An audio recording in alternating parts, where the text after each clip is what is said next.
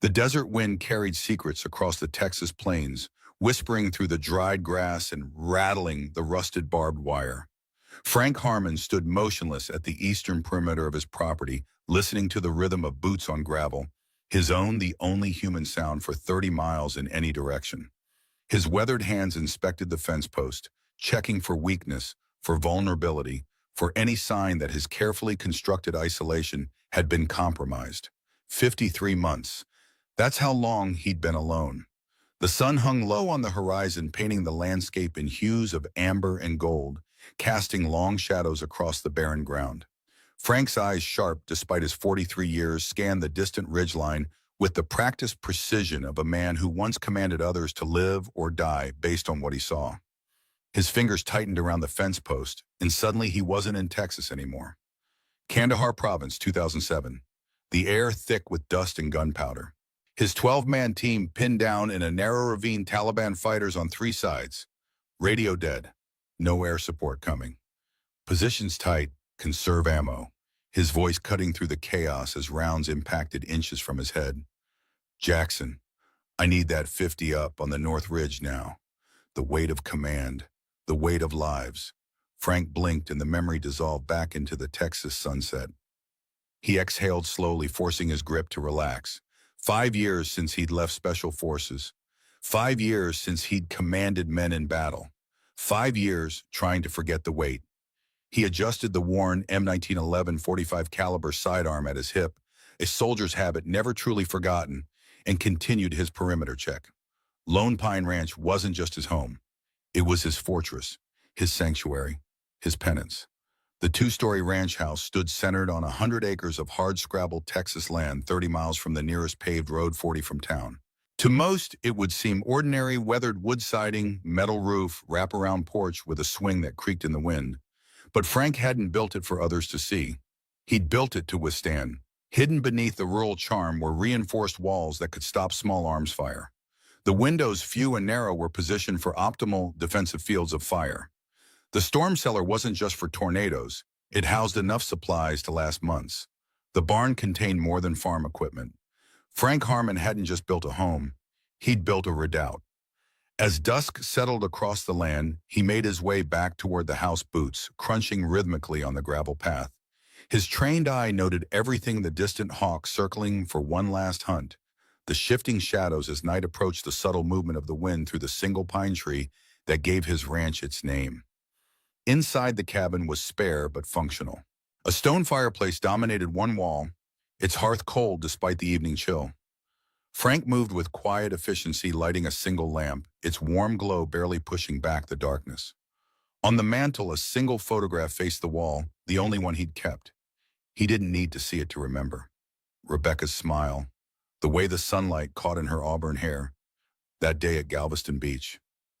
Anna, just 5 years old, balanced on her mother's hip, tiny hand waving at the camera. At him. His fingers worked mechanically, field stripping and cleaning his sidearm, a ritual that required no thought, leaving his mind free to wander dangerous paths. 7 minutes later, the weapon was reassembled, oiled, and returned to its holster. Frank moved to the kitchen, heated a can of beans on the ancient gas stove. His dinner routine never varied: simple, efficient, solitary. Through the window, he watched the first stars appear. People once looked to stars for guidance, for meaning. Frank only saw them as navigational references, cold points of light in an indifferent sky. After dinner, he sat at the rough-hewn table, a worn leather-bound journal open before him. It wasn't a diary. Frank Harmon wasn't a man who believed his feelings deserved documentation. It was a tactical assessment: weather conditions, security observations, supply inventory. The practical accounting of a man who had reduced his existence to its most defensible elements. He wrote the date at the top of the page, January 17, 2022, and paused. 5 years since the accident. 5 years since he'd held his daughter. 5 years since the courtroom where the judge had looked at him with pity rather than respect. Mr. Harmon, while your service to this country is commendable, your psychological evaluation indicates persistent PTSD symptoms that create an unstable environment. Until you complete the recommended treatment program, I have no choice but to award full custody to your sister-in-law, Sandra Miller. The pen stilled in his hand. He'd never gone to the treatment. Pride, perhaps, or fear of what they might find beneath the armor he'd spent decades building. Instead, he'd retreated here to build walls of a different kind. Thunder rumbled in the distance, drawing his attention back to the present. A storm was moving in from the west. Frank noted it in his journal, estimated time of arrival, potential rainfall impact on perimeter security. The practical assessments of a soldier who couldn't stop being vigilant even when there was nothing left to protect. He closed the journal and moved to check the locks, another nightly ritual. Front door iron bar across solid oak. Back door deadbolt and chair wedged under the handle. Windows secured with both conventional locks and custom reinforcements. The precautions might seem paranoid to most, but to Frank they were as natural as breathing. The storm drew closer, lightning illuminating the landscape in brief electric flashes. Rain began to fall gentle at first, then heavier drumming against the metal roof like distant gunfire. Frank stood by the front window, gazing out into the darkness. In 5 years, no one had come looking for him. No one had knocked on his door. No one had a sound cut through the storm. Not thunder, not wind, not rain. Knocking. Hard, urgent knocking at his front door. Frank froze, every muscle tensing, mind instantly alert. No one came here. No one knew he was here. No one should be here. His hand moved instinctively to his sidearm, drawing it in one smooth motion. 5 years of isolation vanished in an instant, replaced by the cold focus of combat readiness. The knocking came again, more insistent, then a voice, female, authoritative despite its exhaustion. "Please, we need help. We're soldiers." Frank moved silently to the narrow window beside the door position, shielded from outside view. What he saw made his breath catch. Illuminated by a flash of lightning, 11 figures in military fatigues, rain-soaked and mud-splattered. Women, all of them. Some wounded, one with a makeshift bandage around her thigh, another supporting a comrade who could barely stand. Their posture, even in exhaustion, unmistakable. These weren't civilians playing dress-up. These were trained soldiers. At the front stood a woman of about 35, rain plastering dark hair to her face as she scanning the property with tactical awareness, even as she knocked again. The insignia on her sodden uniform, "Captain." "Please," she called again. "We've been traveling for 2 days. We need shelter." Frank remained motionless, assessing. This could be a trap, a ruse to gain entry. Intelligence forces used such tactics, he'd employed them himself in another life. But something about their posture, their formation, even in distress, spoke of genuine need. Then he heard a sound that cut through his tactical calculations like a blade. A child's cry, faint but unmistakable. He shifted his position slightly, looking beyond the captain to the rear of the group. A young woman, barely more than a girl, cradled a small bundle against her chest, trying to shield it from the rain. An infant face flushed with cold and wet with tears. Something cracked inside Frank Harmon's carefully fortified heart. 5 years of silence. 5 years of solitude. 5 years of building walls against the world that had taken everything from him. And now, standing at his door in the rain, were 11 soldiers and a baby asking him to let them in. The captain's voice came again, lower this time, almost resigned. "Sir, I know you're in there. We're not a threat. But if you don't help us tonight, I can't guarantee we'll all make it until morning." Frank closed his eyes. For a moment, he saw Rebecca's face, the last time he'd kissed her goodbye. He heard Anna's laughter as he'd swung her high in the air before his final deployment. He felt the weight of the courtroom gavel as it fell, severing him from the last person who mattered. His hand moved to the iron bar across the door. It had remained in place for 1/8/26 nights. Tonight it slid free. The door opened with a creak that seemed to echo across 5 years of silence. Rain and wind rushed in, carrying the scent of mud, sweat, and something else, fear. Not panic, but the controlled fear of soldiers who knew exactly what was hunting them. The captain didn't move at first, her gray eyes assessing him with the same caution he'd shown her. Then she straightened slightly, military bearing reasserting itself despite her exhaustion. "Captain Maria Ramirez, 75th Ranger Regiment," she said, her voice steady despite chattering teeth. "These are my soldiers." Frank nodded, once stepping back from the doorway. "Frank Harmon," he said, his voice rough from disuse. "Get inside, quickly." They moved with disciplined efficiency, helping the wounded, maintaining formation even as they entered. The young woman with the baby came last, her face streaked with tears and mud, but her eyes clear and determined. Captain Ramirez remained on the porch a moment longer, scanning the darkness beyond the barn, her posture alert despite obvious fatigue. "They'll be coming," she said quietly. Frank asked only one question. "Who?" Maria turned to face him fully, and in her eyes, he saw something he recognized: the weight of command, of responsibility, of lives, depending on decisions. "Our own," she said simply. "What's left of them." She stepped inside, and Frank closed the door behind her, sliding the iron bar back into place. But for the first time in 5 years, it wasn't keeping the world out. It was keeping these women in, safe. Inside, his small living room transformed instantly. The couch became a triage station. The dining table, cleared with one sweep of a soldier's arm, became a tactical planning surface. The silence that had been Frank's only companion for half a decade shattered under the sound of boots on hardwood, hushed tactical communications, and the soft whimpers of an exhausted infant. Frank moved with military precision, gathering medical supplies, blankets, heating water. He didn't ask questions, not yet. He assessed, prioritized, acted.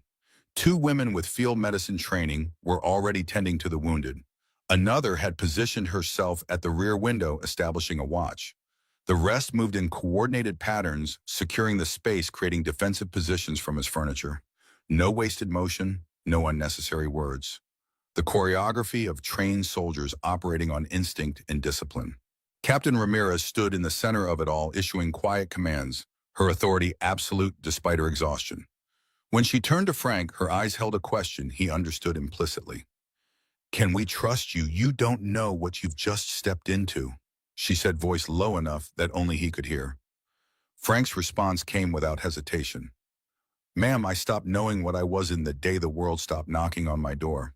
Something in her posture shifted, not relaxation but recognition. She nodded once, then turned back to her team. "Daniels, secure the perimeter. Torres, communications check. Martinez, inventory supplies. Johnson, medical status." Frank watched the precision of her command, the immediate responses of her team. These weren't just any soldiers. These were elite operators, Rangers if their insignia was to be believed, and Rangers didn't run without reason. His attention shifted to the young woman with the baby. She had settled into the corner of the room, back to the wall, eyes constantly moving between the child and the doors. Tactical awareness even in her obvious exhaustion. The infant had quieted, somewhat small face pressed against her chest. "That yours?" Frank asked, his voice gentler than he'd intended. She looked up startled, then shook her head. "No, sir. Oh, we found her. Village near the border. Her mother..." She swallowed hard. "Her mother didn't make it." Frank didn't press further. Instead, he turned his attention back to Ramirez, who had spread a map across his table, weighting the corners with his coffee mug, a rock from the fireplace, and her own combat knife. "What's your situation, Captain?" he asked, military precision returning to his voice. Maria looked up, studying him for a moment before answering. "Compromised, outnumbered, tracked." She gestured to the map, a topographical rendering of the region. "We're here, I assume." Her finger tapped a location. Frank nodded. 30 miles from the nearest paved road, 40 from town.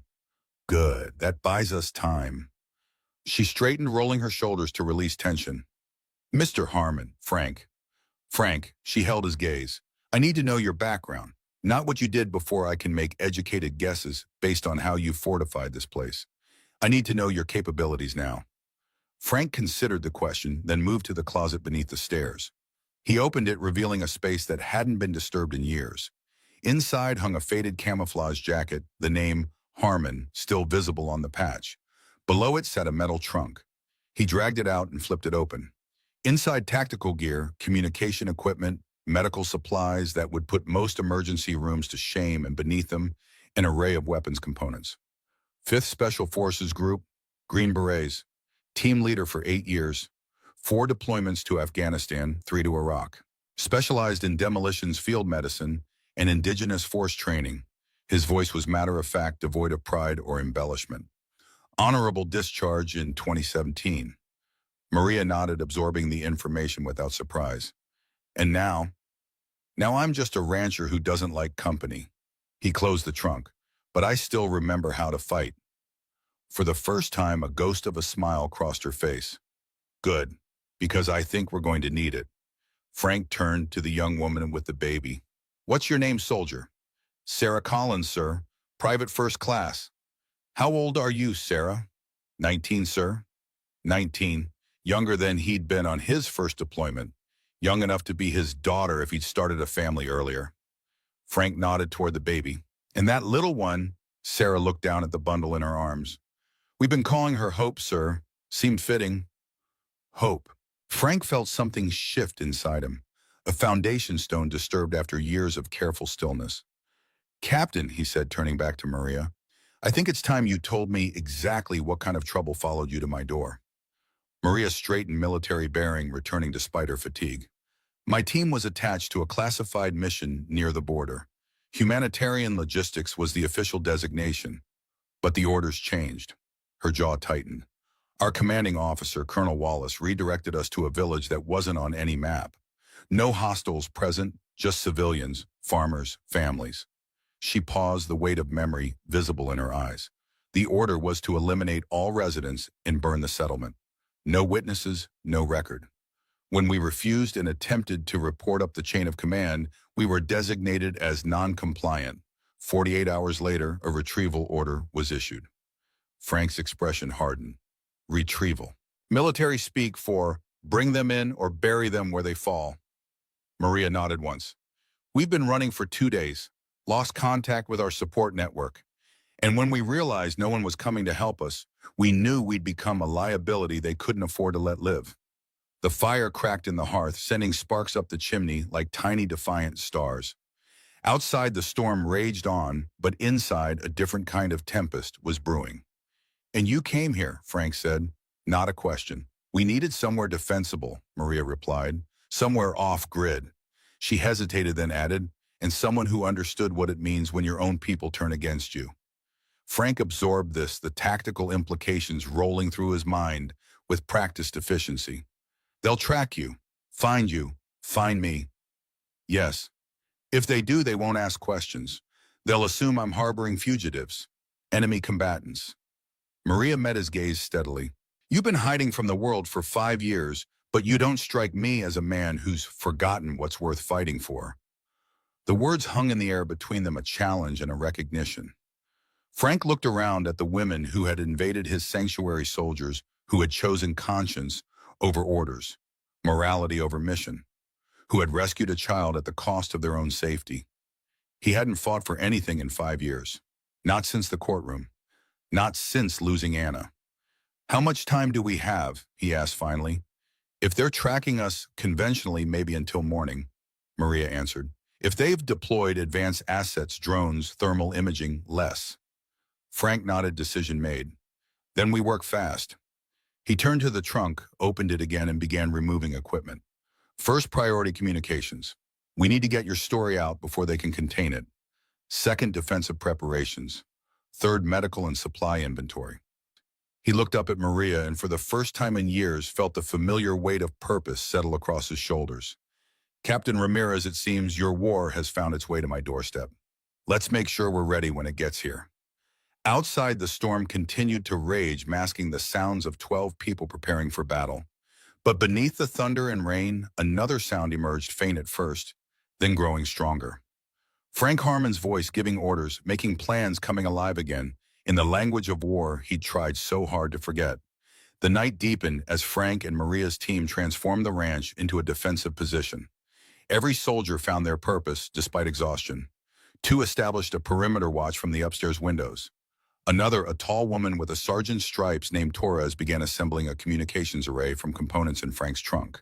A stocky, red-haired corporal named Martinez converted the kitchen table into a field hospital, organizing medical supplies with practiced efficiency. Frank moved among them, providing equipment guidance, his own expertise integrating seamlessly with theirs. For the first time in years, his isolation felt like a liability rather than a refuge. In the corner, Sarah had finally gotten the baby to sleep, tucked in a makeshift cradle fashioned from a dresser drawer and blankets. As she straightened, Frank approached, offering a steaming mug. Tea, he said simply. You should drink something warm. She accepted it with a grateful nod. Thank you, sir. How long have you been with the unit? He asked, keeping his voice low. 8 months, sir. This was my first deployment. She looked down at the sleeping infant. Not how I imagined it would go. Frank studied her, so young yet already carrying the weight of impossible choices. The village. Tell me about it. Sarah's hands tightened around the mug. Small place, maybe 30 structures. Families mostly. When we arrived, they thought we were there to help. They offered us food. Her voice faltered. Colonel Wallace ordered us to secure the perimeter. That's when Captain Ramirez realized something was wrong. The mission brief didn't match what we were seeing. And the baby, Abraham, her mother ran to us when the first shots were fired, not ours, the advance teams. She thrust the baby into my arms. Then Sarah swallowed hard. She was hit, didn't make it. I couldn't just leave her child there. Frank nodded understanding. In war, sometimes the only humanity left was in such small, desperate acts of mercy. You did right, soldier, he said quietly. Across the room, Maria was studying the topographical map, marking positions with a pencil. Frank joined her, noting the precision of her tactical assessments. You've marked 4 approach vectors, he observed. She nodded without looking up. Most likely routes based on terrain and cover. If it were me leading the pursuit, I'd come in from the northwest ridge, best visibility, stable ground for vehicles. I agree, Frank tapped the map. There's a dry creek bed here, runs to within half a mile of the property. Natural channel for a flanking maneuver. Maria looked up, a glint of professional appreciation in her eyes. You've thought about how to defend this place before. I've had 5 years to think about it. Frank's voice was matter of fact. Never expected to be defending it against American forces, though. A heavy silence fell between them, broken only by the storm outside and the soft movements of soldiers preparing for conflict.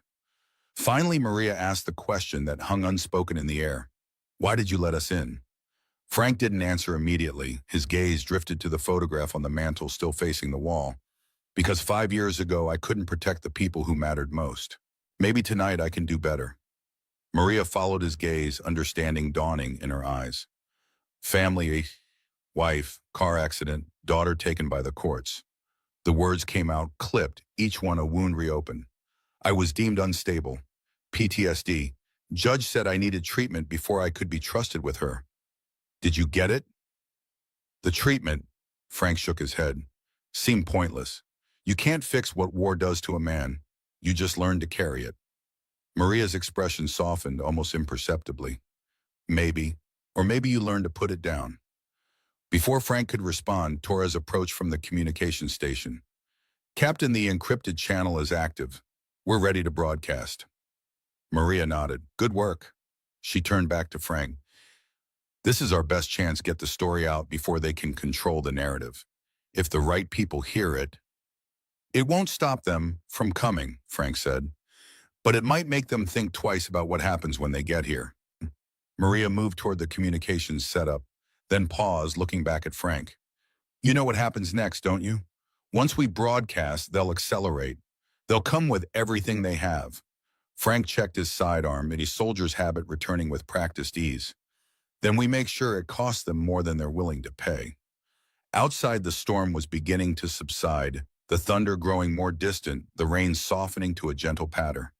Soon there would be no natural cover for their movements, no masking of sound or thermal signatures. Whatever was coming would find them exposed, 11 exhausted women, 1 man, and an infant making their stand in a ranch house in the middle of nowhere. But as Frank watched Maria prepare her transmission, her voice clear and authoritative, despite everything she'd endured, he felt something he hadn't experienced in 5 years. Purpose. Later that night, Frank stood on the porch alone, scanning the darkness with practiced eyes. The storm had passed, leaving behind a sky washed clean, stars sharp and clear in the vastness above. The air smelled of rain-soaked earth and distant sage, familiar scents that had once been the backdrop to his solitude. Now they were the prelude to conflict. The door creaked open behind him. Maria stepped out, her movements quieter than most would manage on the old wooden boards. She cleaned up her face free of mud, dark hair pulled back in a practical bun. Even in fatigue, her bearing remained unmistakably that of a commander. Couldn't sleep, she asked, though it wasn't really a question. Didn't try him. Frank continued scanning the horizon. Your team. Resting in shifts. Torres is on watch. She moved to stand beside him, her presence oddly familiar despite their brief acquaintance. You have good instincts. Trained, not instinctive. Both, I think. She studied him in the moonlight. Green berets don't just happen. Neither do fortified ranches in the middle of nowhere. Frank almost smiled, a rusty, unpracticed expression. Fair assessment as... They stood in silence for a moment, two soldiers accustomed to the quiet before battle. Finally, Maria spoke again. Your daughter, what's her name? The question caught him off guard. Personal queries weren't part of tactical preparation. Yet something in Maria's tone suggested understanding rather than mere curiosity. Anna, he said after a moment. She's 10 now, lives in San Antonio with your aunt. You speak to her, Frank shook his head. Court said I needed supervised visitation after treatment. I never went, so... He let the sentence trail off. Maria nodded, accepting the explanation without judgment. My father was Special Forces, Vietnam. Never talked about it, but it lived in him like a ghost. Some nights he'd patrol the house perimeter until dawn. Frank looked at her, recognizing the shared understanding that came only from living in the shadow of war's aftermath. Did he find his way back, he asked. Mostly, enough to be present. She turned to face him fully. It's never too late, you know, to try. Before Frank could respond, a soft, alert tone came from the radio clipped to Maria's belt. She raised it to her ear, listening intently, her expression hardening. Understood. Maintain position. She lowered the radio, turning to Frank. Movement at the northern perimeter. Still distant, but approaching. All personal matters vanished, instantly replaced by combat readiness. Frank's mind shifted to tactical assessment options, defensive positions. How many single vehicle? Could be scouts. Frank nodded. If it were a full assault, they'd bring more. Agreed. They're testing our awareness, our response capabilities. Then let's give them nothing to report. Frank moved toward the door. No lights, no movement outside. Let them think we're sleeping. Maria followed her own tactical mind, clearly running parallel calculations. If they're using thermal imaging, west side of the house has a cold cellar, insulated. It'll mask heat signatures. Frank paused at the doorway. But if they're scouts, they won't just be looking. They'll be placing surveillance, motion sensors, directional microphones. We need to know what they're deploying without revealing that we know. Maria's mind worked through the problem. A distraction? Frank considered, then nodded toward the barn. I've got feral cats that come around sometimes. They trigger motion sensors, knock things over. Natural, not suspicious. A small smile touched Maria's lips, appreciation for tactical thinking. Release the cats, then watch the watchers. Exactly. They re-entered the house where several of Maria's team were already alert, responding to the same radio call. Frank moved among them with quiet authority, issuing instructions, his voice low but commanding. For a moment, it was as if the last 5 years had never happened. He was back in his element, leading a team through hostile territory. As he outlined the plan to a sergeant named Johnson, he caught Maria watching him, something unreadable in her expression. Recognition, perhaps, or confirmation of what she'd suspected, that beneath the isolation and grief, the soldier in Frank Harmon had never truly gone away. He'd just been waiting for a war worth fighting.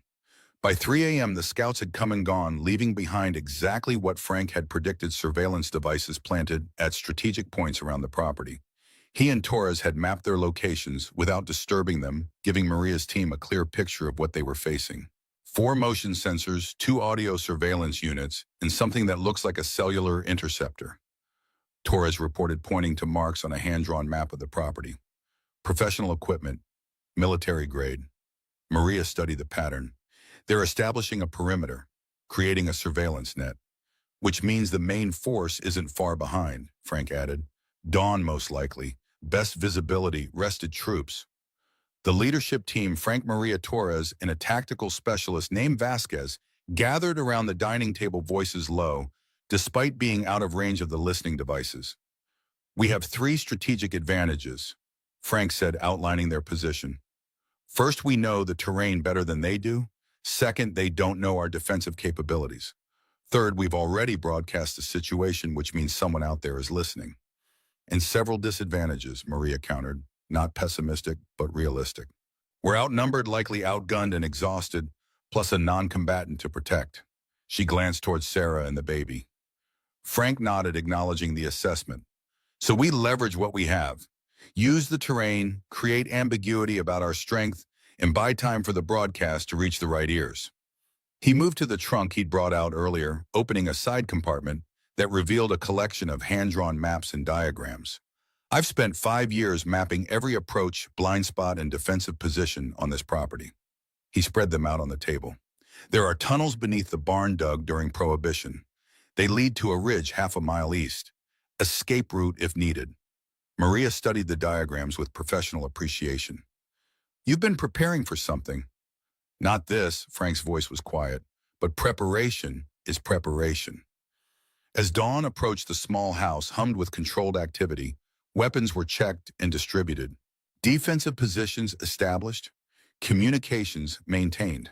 The baby was moved to the cellar. The most protected location was Sarah, and another soldier assigned to guard her. Frank stood at the east window watching the sky lighten almost imperceptibly. Beside him, Maria checked her rifle with practiced movements. Your team is good, he said. Disciplined, cohesive.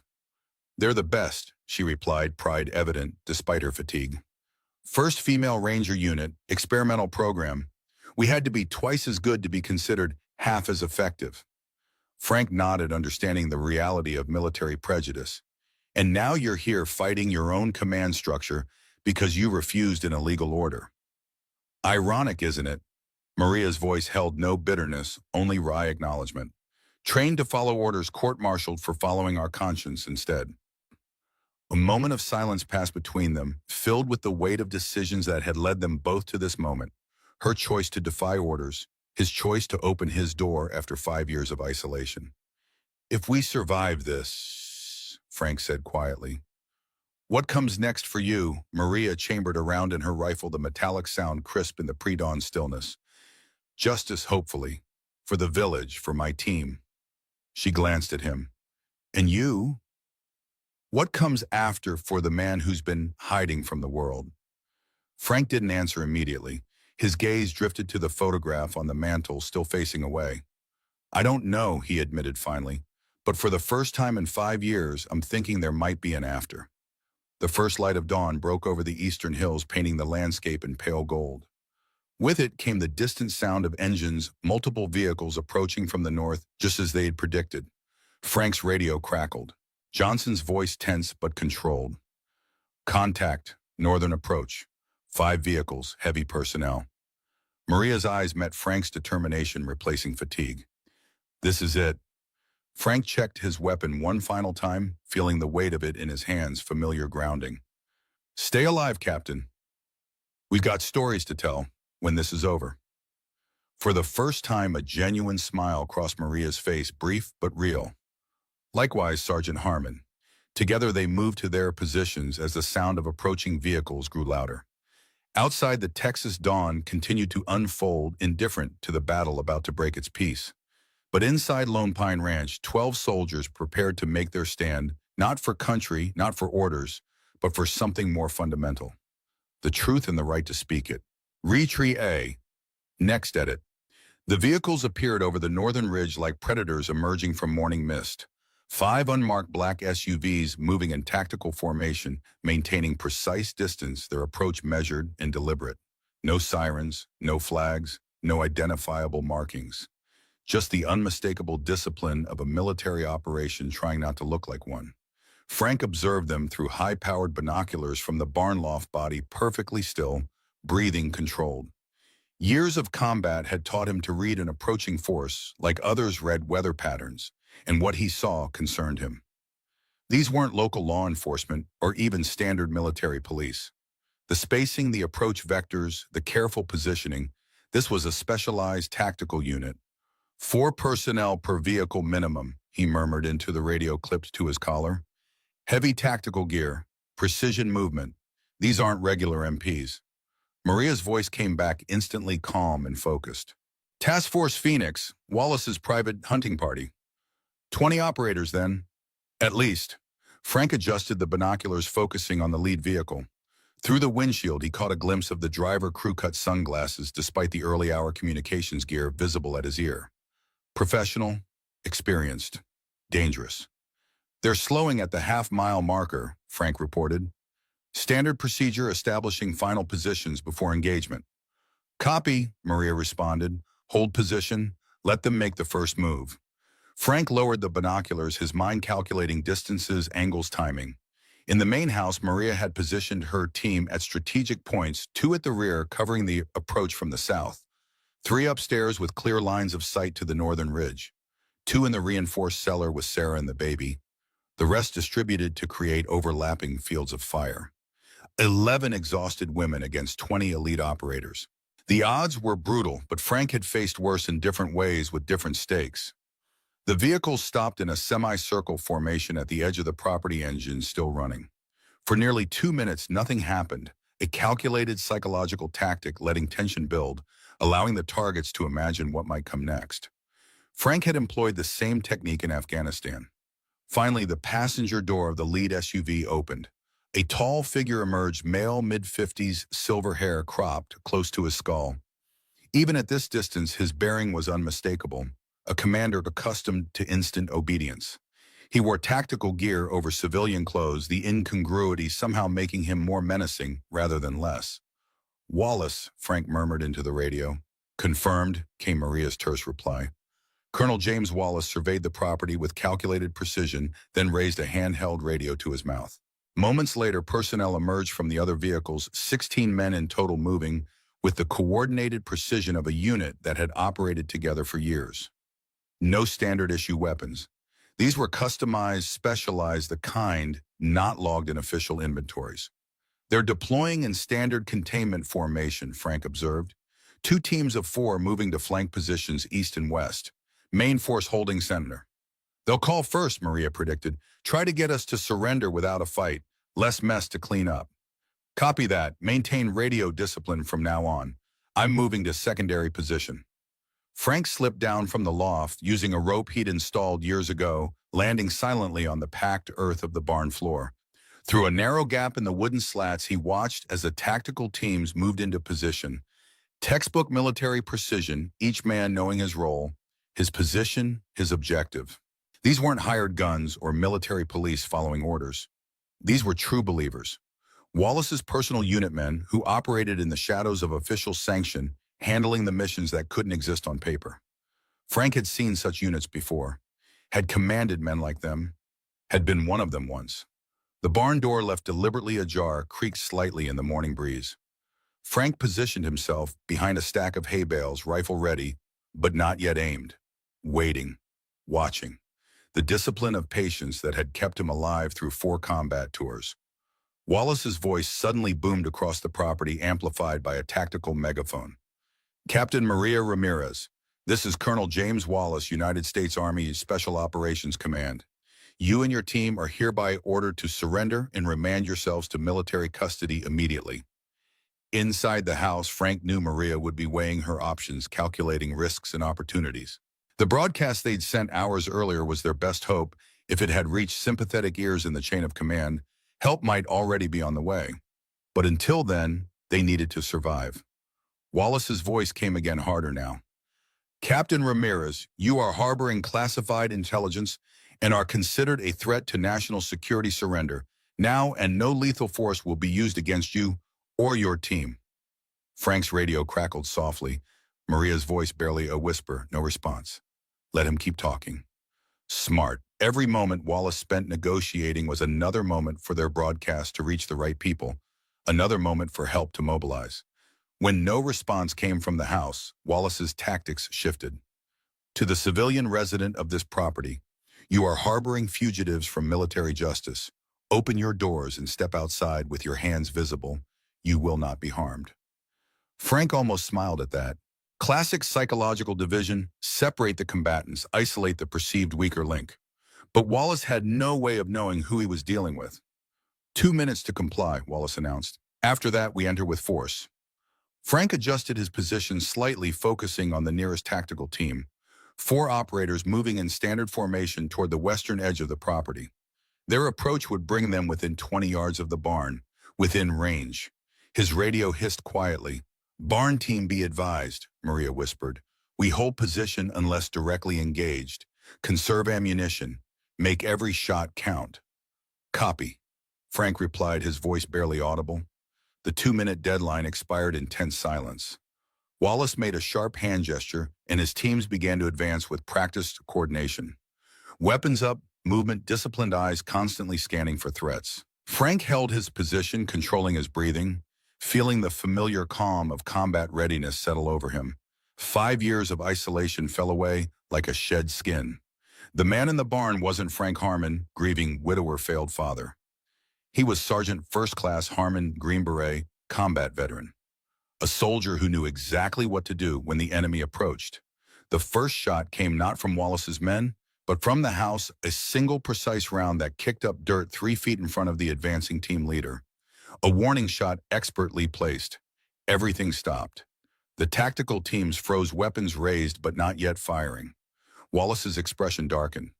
That was your only warning, Maria's voice rang out from the house, clear and authoritative. The next one won't miss, Wallace raised his radio again, but before he could speak, Maria continued. Colonel Wallace, you are pursuing American soldiers who refused an illegal order to massacre civilians.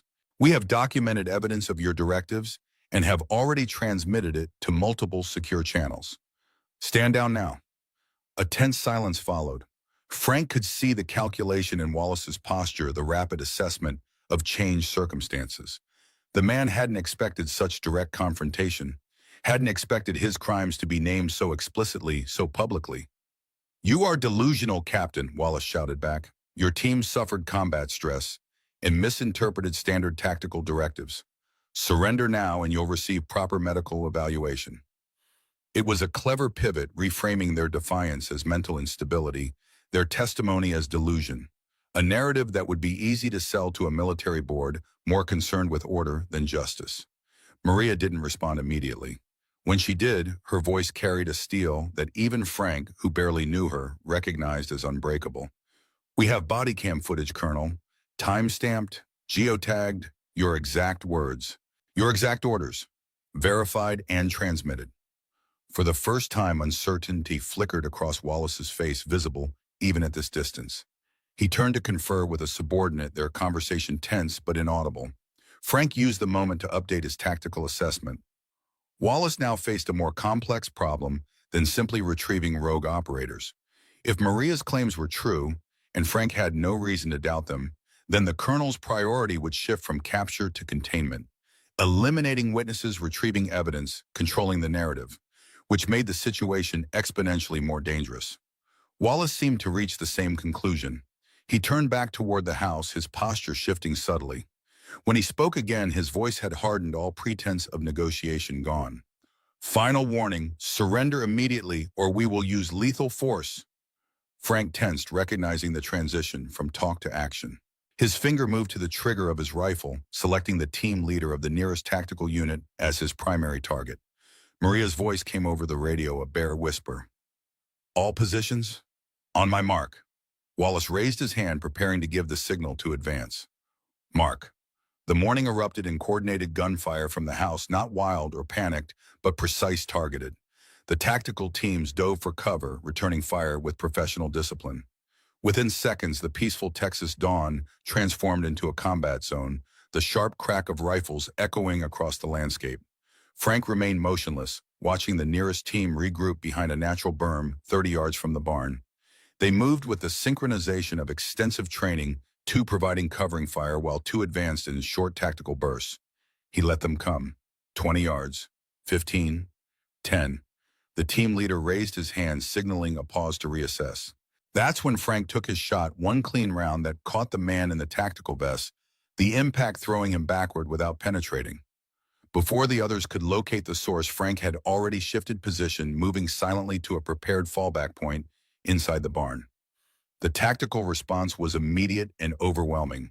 Concentrated fire directed at his previous position, shredding the hay bales where he'd been moments before. Frank used their distraction to target the second operator, another non-lethal shot to the leg that took him out of the fight without killing him. 2 down, 2 active, and now they knew they were being flanked from the barn. Eastern approach compromised, came a terse report over Frank's radio, Johnson's voice. 2 hostiles, advancing under cover. Roger, Maria responded. Torres shift to east support.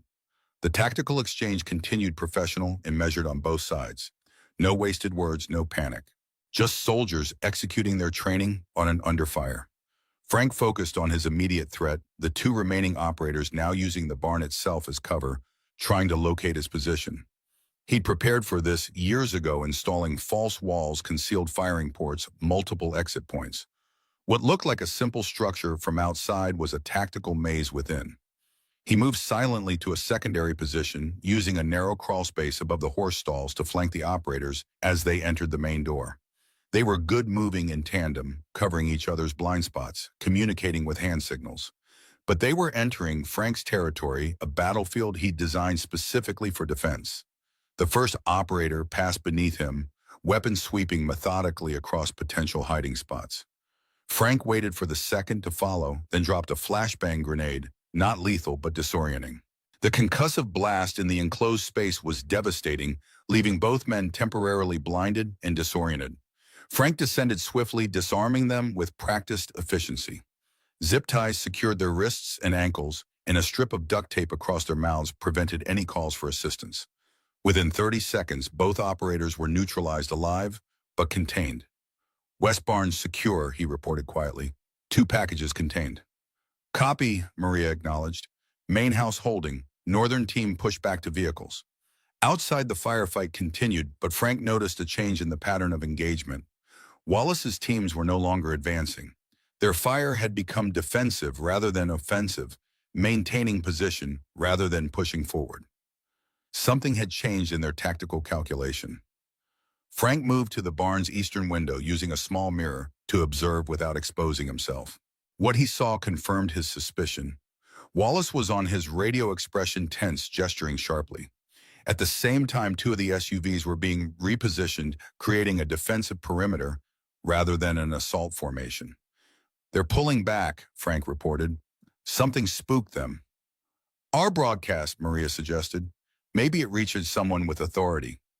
Maybe, Frank agreed, though his tactical instincts suggested caution. Or they're regrouping for a different approach. Wallace shouted orders to his teams, who began executing a controlled withdrawal, professional, disciplined, maintaining covering fire as they retreated to the vehicles. Within minutes, 4 of the 5 SUVs had pulled back beyond the ridge, leaving only Wallace and a small security detail at the original position. The sudden reduction in fire allowed Frank to hear something else, a distant sound that hadn't been there before. Rotors, helicopter rotors approaching from the southeast. Aircraft inbound, he reported, moving quickly to a better observation position. Single helicopter, southeastern approach. Ours or theirs? Maria asked the question that mattered most. Frank trained his binoculars on the approaching aircraft, now visible as a black dot against the morning sky. As it drew closer, the profile became clear. Not a military attack helicopter, but a civilian model. More significantly, the markings on its side were unmistakable Federal. Frank reported, relief evident despite his professional detachment. Looks like your broadcast found the right ears.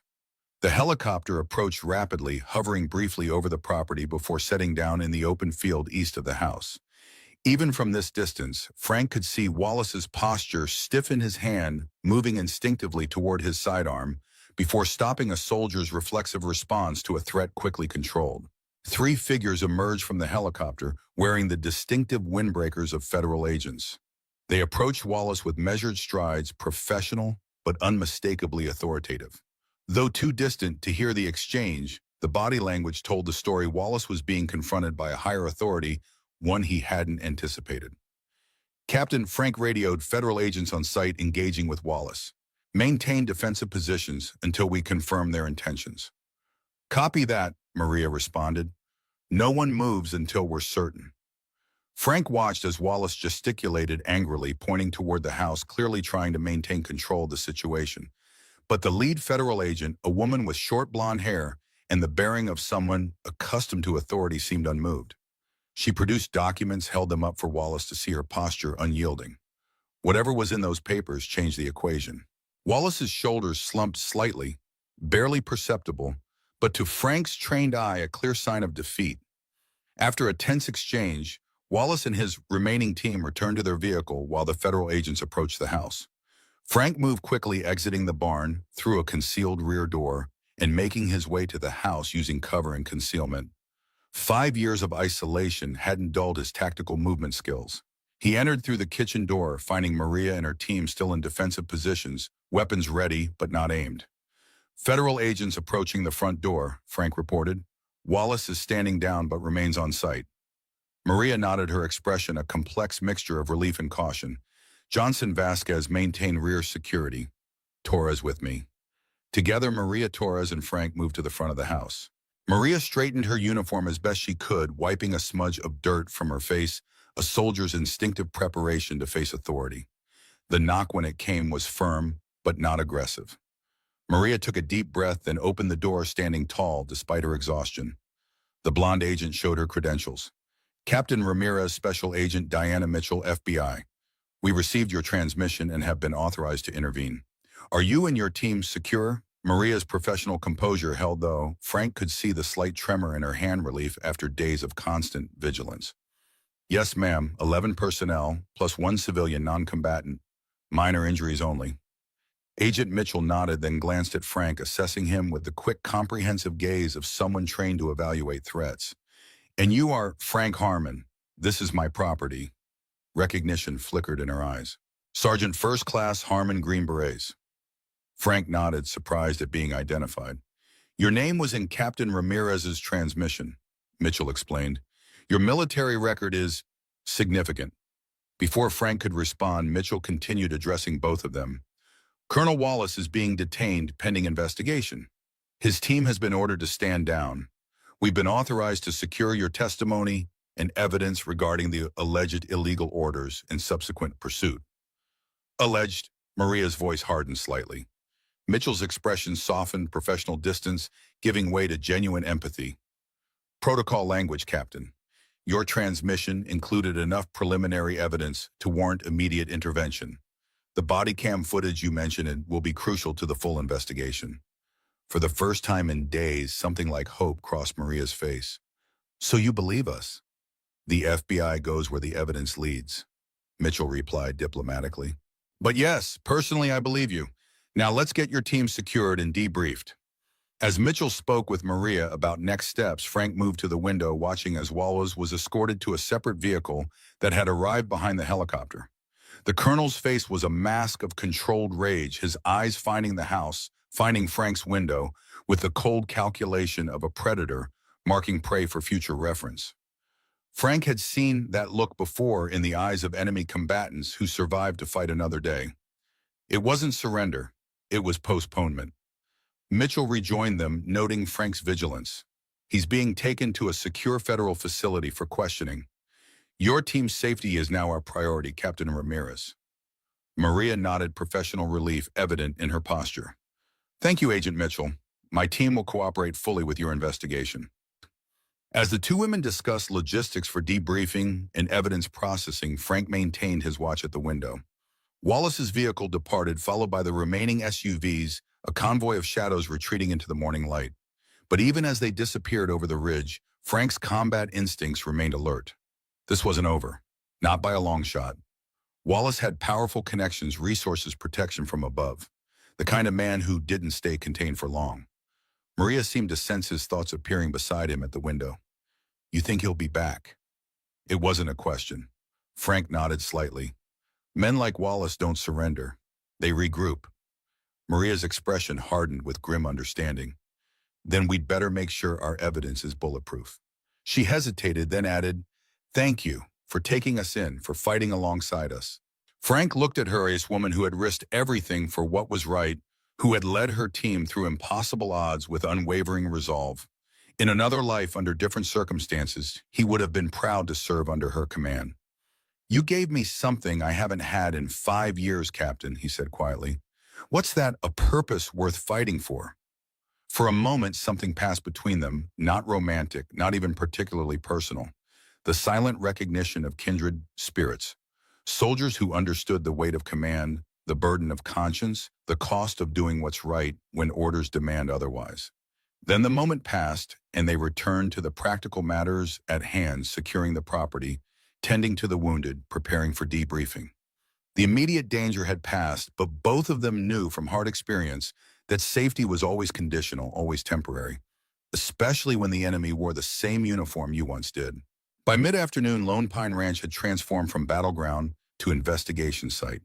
FBI agents documented evidence, photographed damage, collected shell casings, and conducted preliminary interviews with Maria's team. Medical personnel treated minor injuries, a graze wound on Johnson's arm, a sprained ankle Torres had sustained during the firefight, the various cuts and bruises of combat. Frank moved among them like a ghost present, but somehow separate a man caught between his isolation and his reawakened purpose.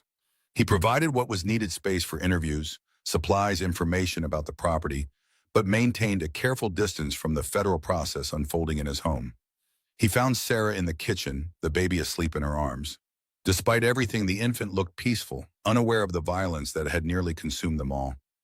She slept through most of it, Sarah said, noticing Frank's gaze. Even the gunfire. Exhaustion, I guess. Frank nodded, understanding all too well how the body prioritized survival. The doctors check her. Yes, sir, she's dehydrated, but otherwise healthy. Sarah adjusted the blanket around the sleeping child.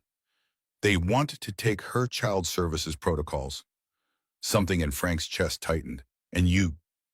Sarah looked down, her young face showing an age beyond her years.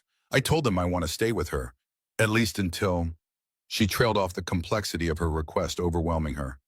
Until you know she's safe. Frank finished for her. Sarah nodded, grateful for the understanding. Frank had seen this before, the attachments formed in combat, the fierce protectiveness that emerged when soldiers found something innocent to shield amid the chaos of war. He'd experienced it himself in Afghanistan, a village child who'd followed him for days after they'd secured her town, a small hand slipping trustingly into his every time he stopped moving. I'll speak with Agent Mitchell, he said, see what can be arranged. Thank you, sir. Sarah's voice was small but steady. In the living room, Maria was finishing her formal statement, her posture military straight despite her exhaustion.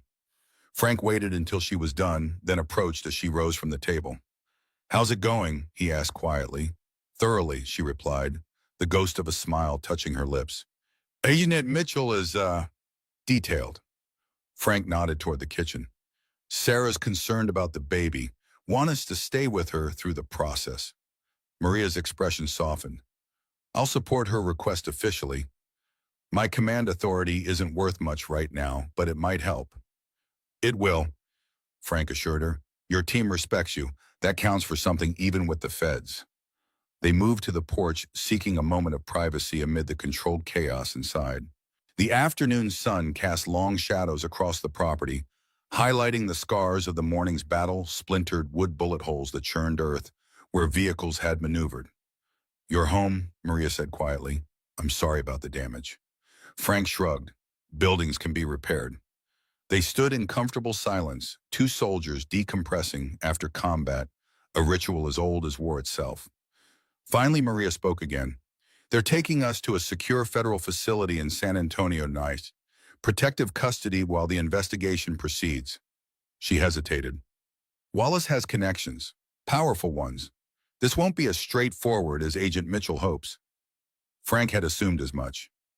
Men like Wallace didn't operate without protection from above generals. Politicians, intelligence officials, who found his methods useful until they became liabilities.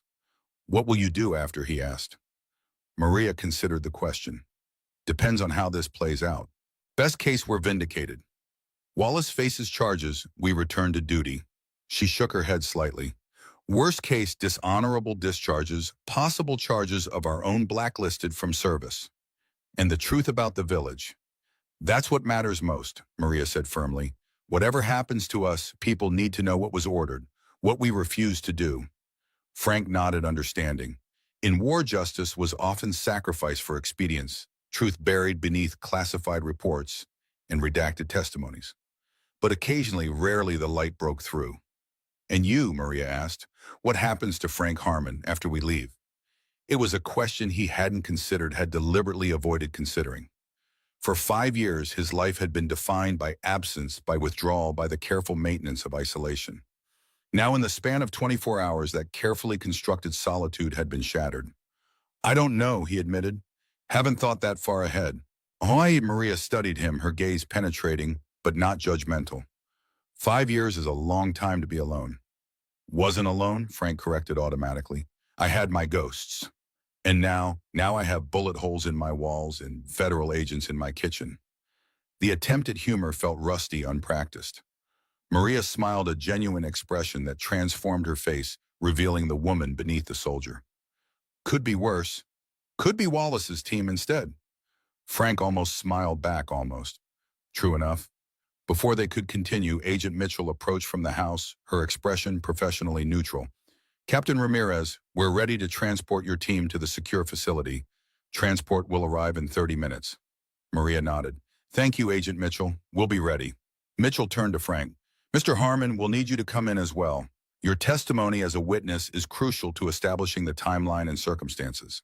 Frank tensed slightly, his instinct for independence reasserting itself. My statement isn't enough. I'm afraid not, Mitchell replied. Your military background makes you a highly credible witness. The fact that you had no prior connection to Captain Ramirez or her team strengthens their case significantly. Frank understood the logic, but the thought of leaving his property, of re-entering the world he deliberately left behind, sent a cold tension through his body. Mitchell seemed to sense his reluctance. It would only be for a few days, she added, and it could make the difference for these women. Frank looked at Maria, saw in her eyes both understanding of his hesitation and hope for his agreement. These women had risked everything to do what was right. Could he do any less? When do we leave? He asked, decision made. Mitchell's professional mask slipped slightly, showing approval. Same transport as Captain Ramirez's team. I'll have an agent help you pack essentials. As Mitchell returned to the house, Maria touched Frank's arm lightly, a soldier's gesture of acknowledgement and gratitude. Thank you.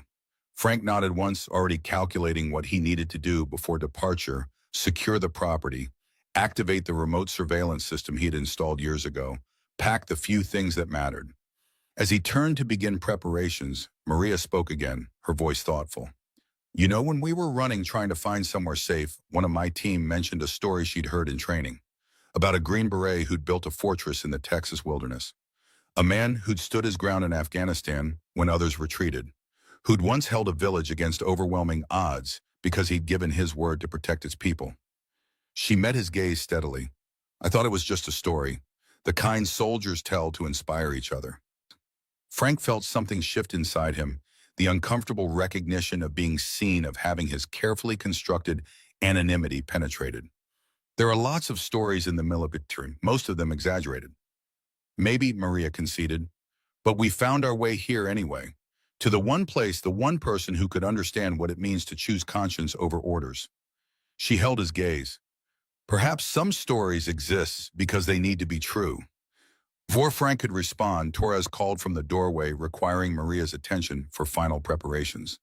She left him standing on the porch, surrounded by the scars of battle and the unexpected weight of being remembered, of being a story told by soldiers. He'd never met a symbol of something he wasn't sure he still believed in.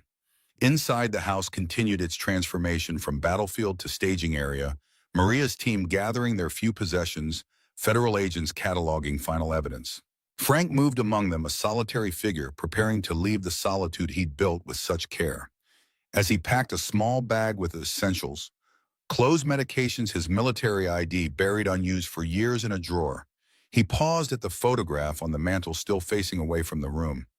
For the first time in 5 years, he turned it around, allowing Rebecca's smile and his innocent wave to face the light again.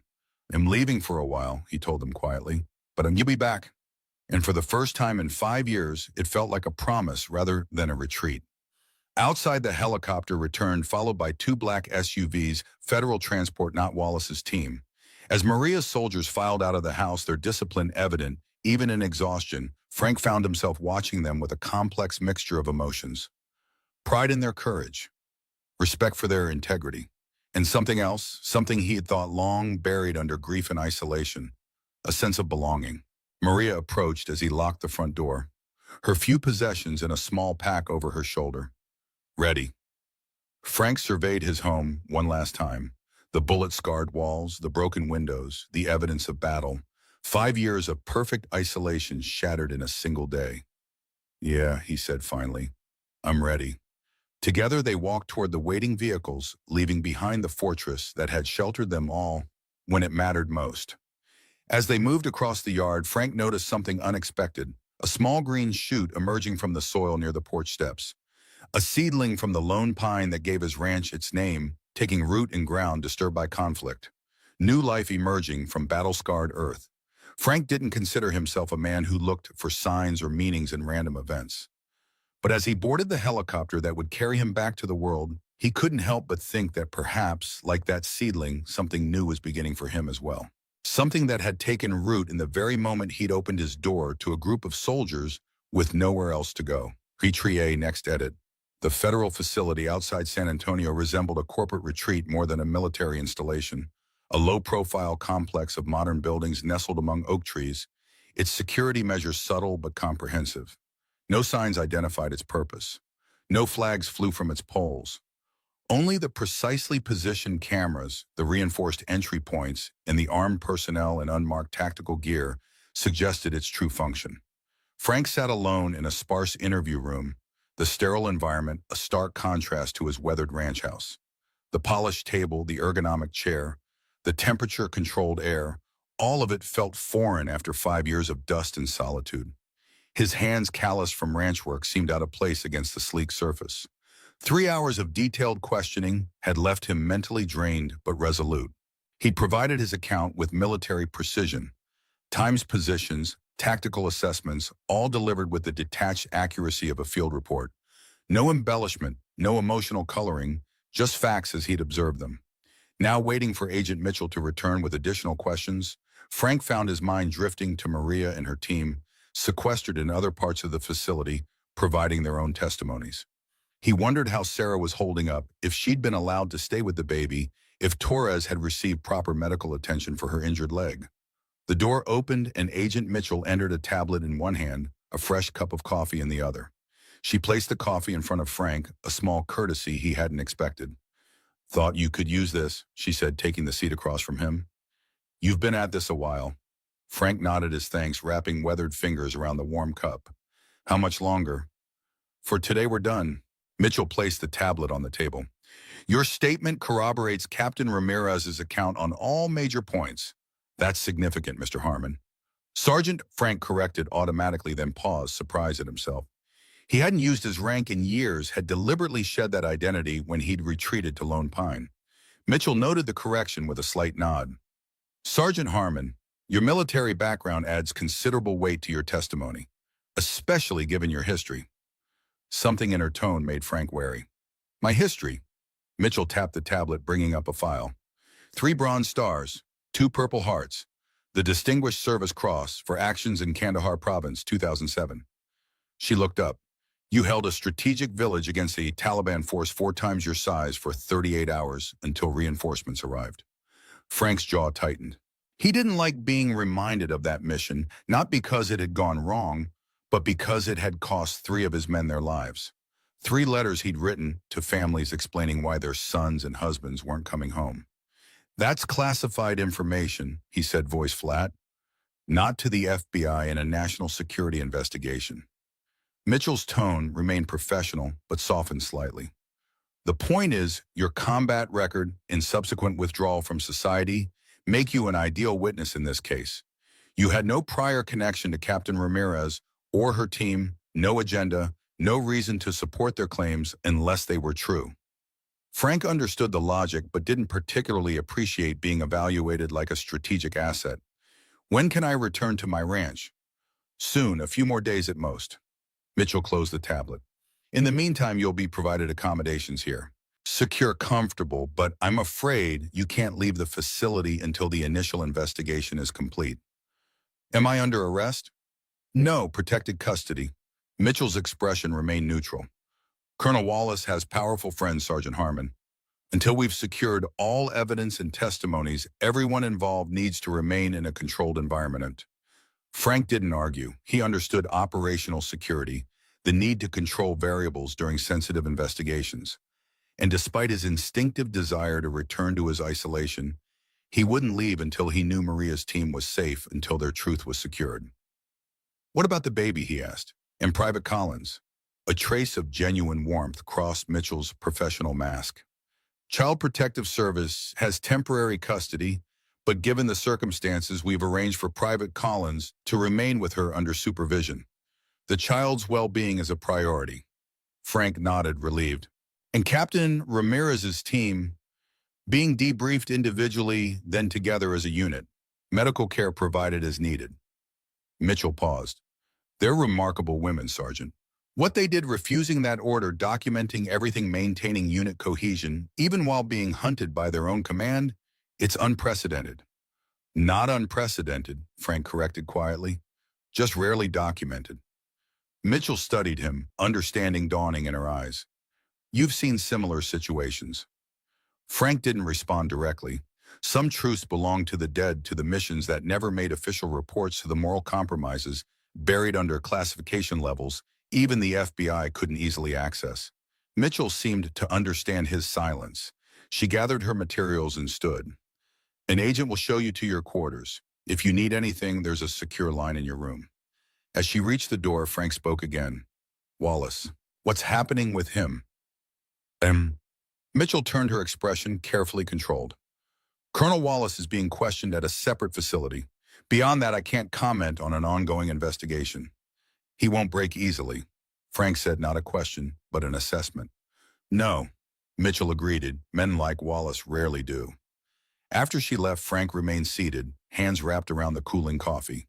His thoughts turned to Wallace, a commander who'd ordered the massacre of civilians, then hunted down his own soldiers when they refused.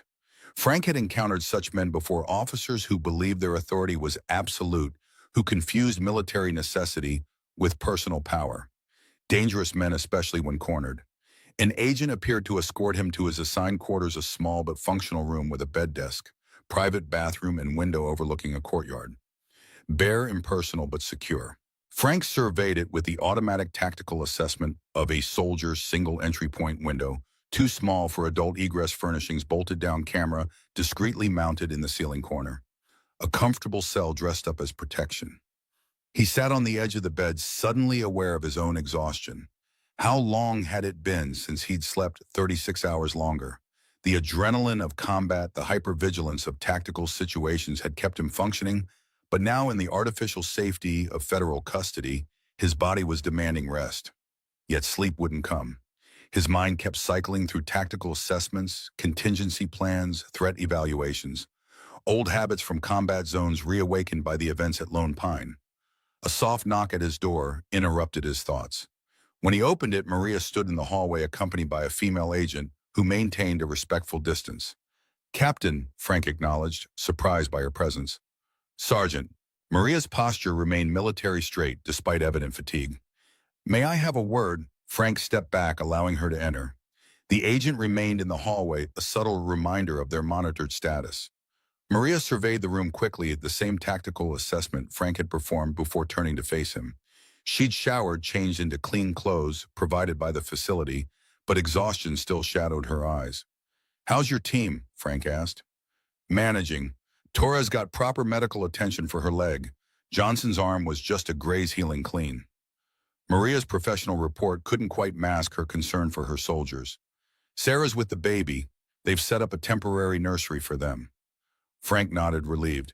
In the investigation ongoing, they've recovered our body cam footage, corroborated our accounts. She hesitated. But Wallace isn't without resources. 3 senators have already made inquiries about his detention. He's claiming we misinterpreted standing orders due to combat stress. Standard counter-narrative, Frank observed. Discredit the witnesses, reframe the evidence. Exactly. Maria's jaw tightened. We knew this wouldn't be simple. They stood in silence for a moment, 2 soldiers accustomed to the complexities of military justice, the way power protected itself, the uphill battle faced by those who challenged the chain of command. I wanted to thank you, Maria said finally, for testifying, for fighting alongside us. You didn't have to get involved. Frank shrugged slightly. Didn't really have a choice once you knocked on my door. There's always a choice. Maria's gaze was steady. You could have turned us away, could have surrendered us to Wallace when he arrived, could have protected yourself and your property. Not much of a choice, Frank replied. Not for anyone who's ever worn the uniform.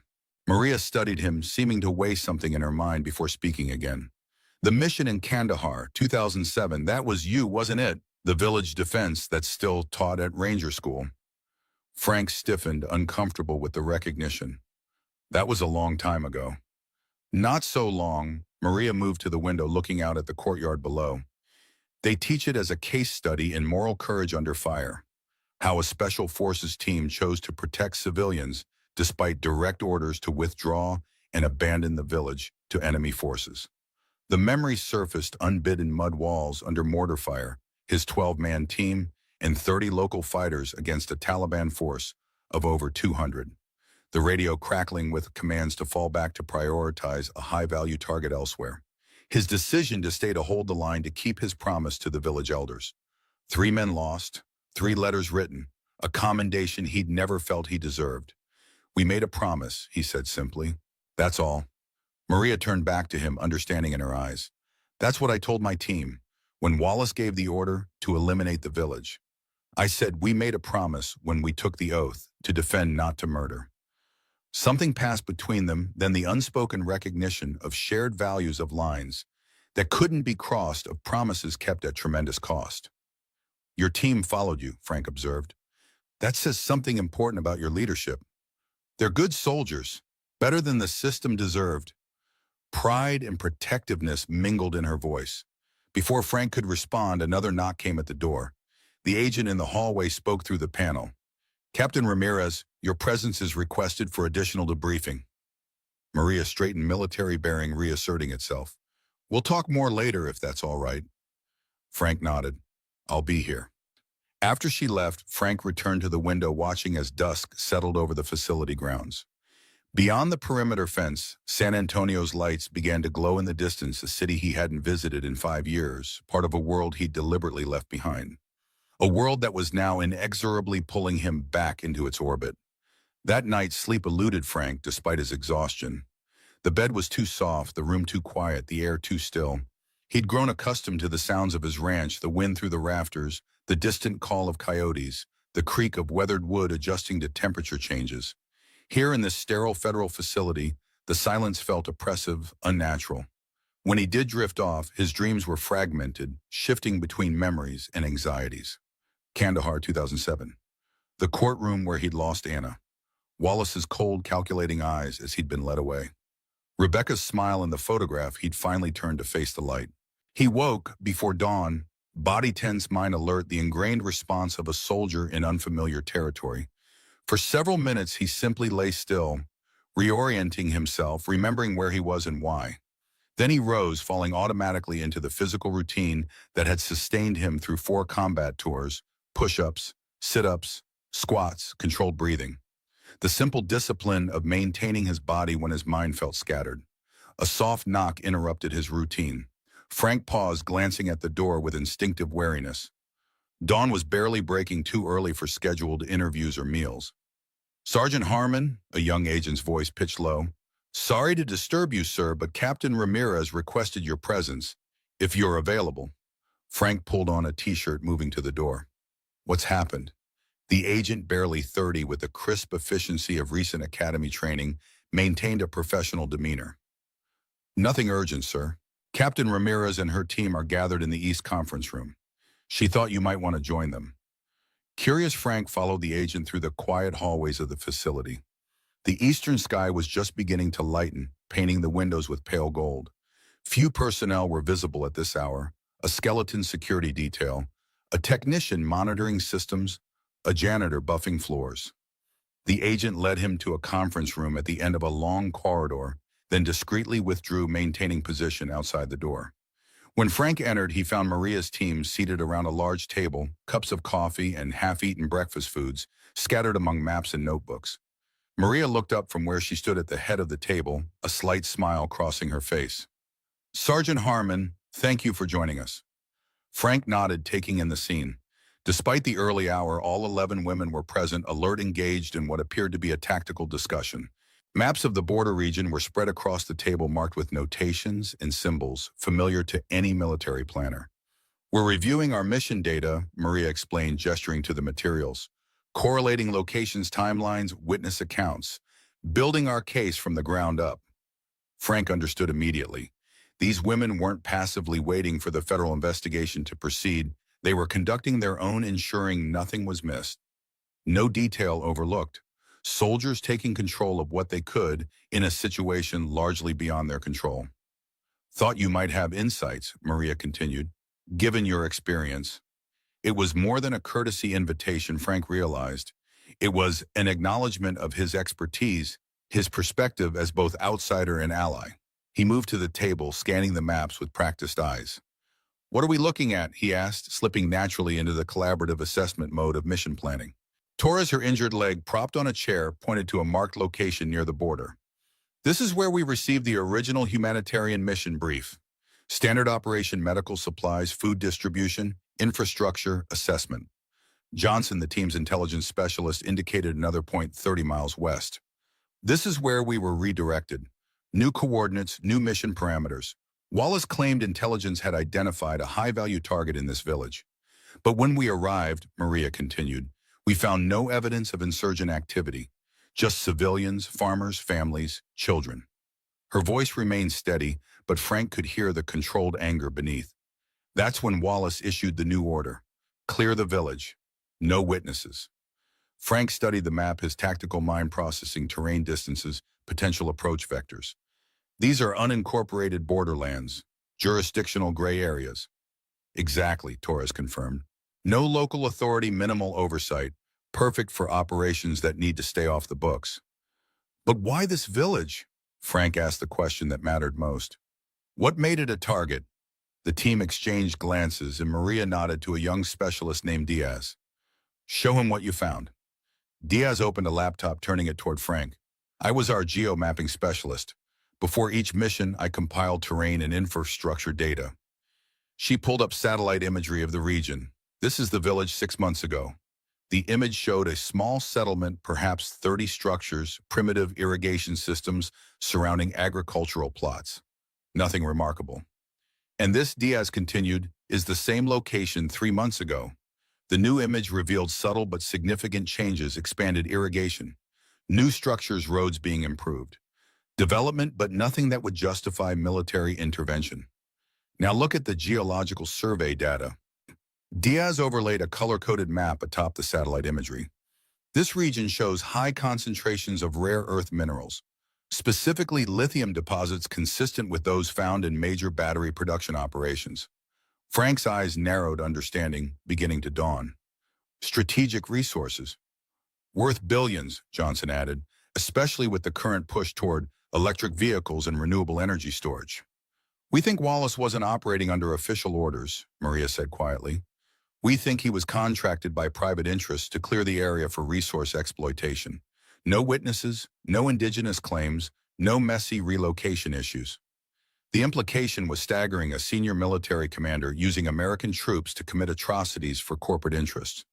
Frank had seen corruption in war zones, had encountered officers who blurred ethical lines, but this was different. This was calculated, premeditated evil disguised as military necessity. You have proof, he asked. Fragmentary, Maria admitted.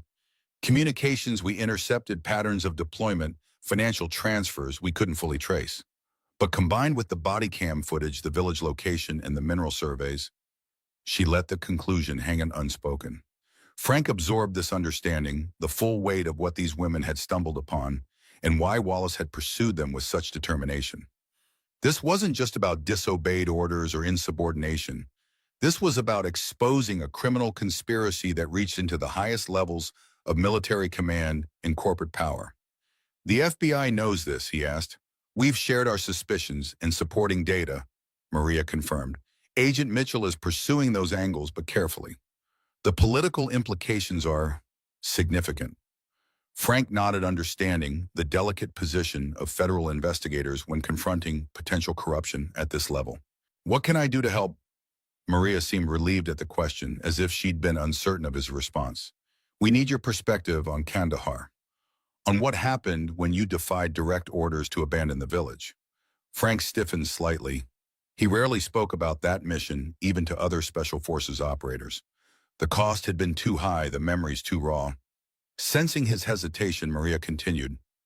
The military will try to frame our actions as emotional irrational, driven by combat stress rather than moral clarity. Your experience provides a precedent, a case where defying orders was later recognized as the right decision. It strengthens our position. Frank looked around the table at these women elite soldiers who had risked everything to uphold the values their uniform represented, who continued to fight for truth even while under federal protection, who refused to let power and corruption override their oath. He owed them his honesty at the very least. Kandahar Province, May 2007. He began, his voice dropping into the measured cadence of a mission brief. My Team 12 Green Berets was embedded with local forces to secure a strategic valley. The village of Kala Gush was our central operating base. We'd been there 3 months, built relationships, trained a local defense force of about 30 fighters. The room grew quiet, the women recognizing the rare gift of a special forces operator sharing classified field experience. Taliban forces began massing in the region, 200 plus well-armed, coordinated. We requested reinforcement, but assets were committed elsewhere.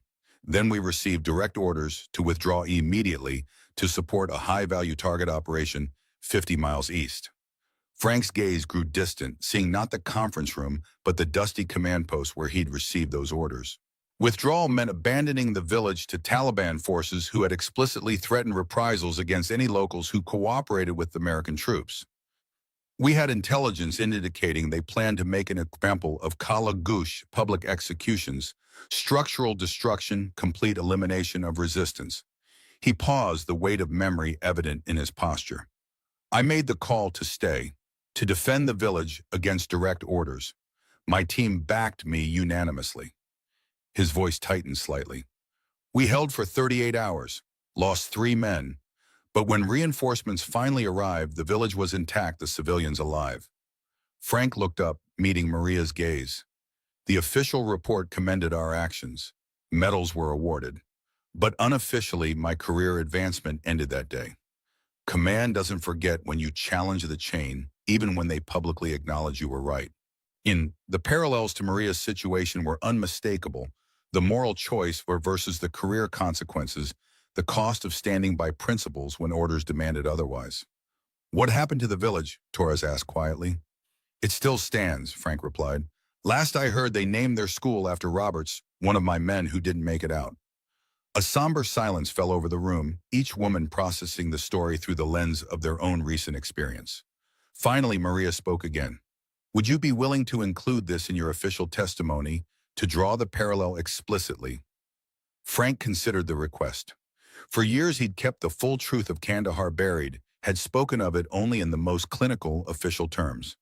To expose it now, to use his experience as a shield for these women, meant revisiting wounds he'd long tried to ignore. But looking at Maria's team, their determination, their unity, their unwavering commitment to truth, he found his decision wasn't difficult at all. Yes, he said simply, whatever helps your case. Relief and gratitude flickered across Maria's face. Thank you, Sergeant.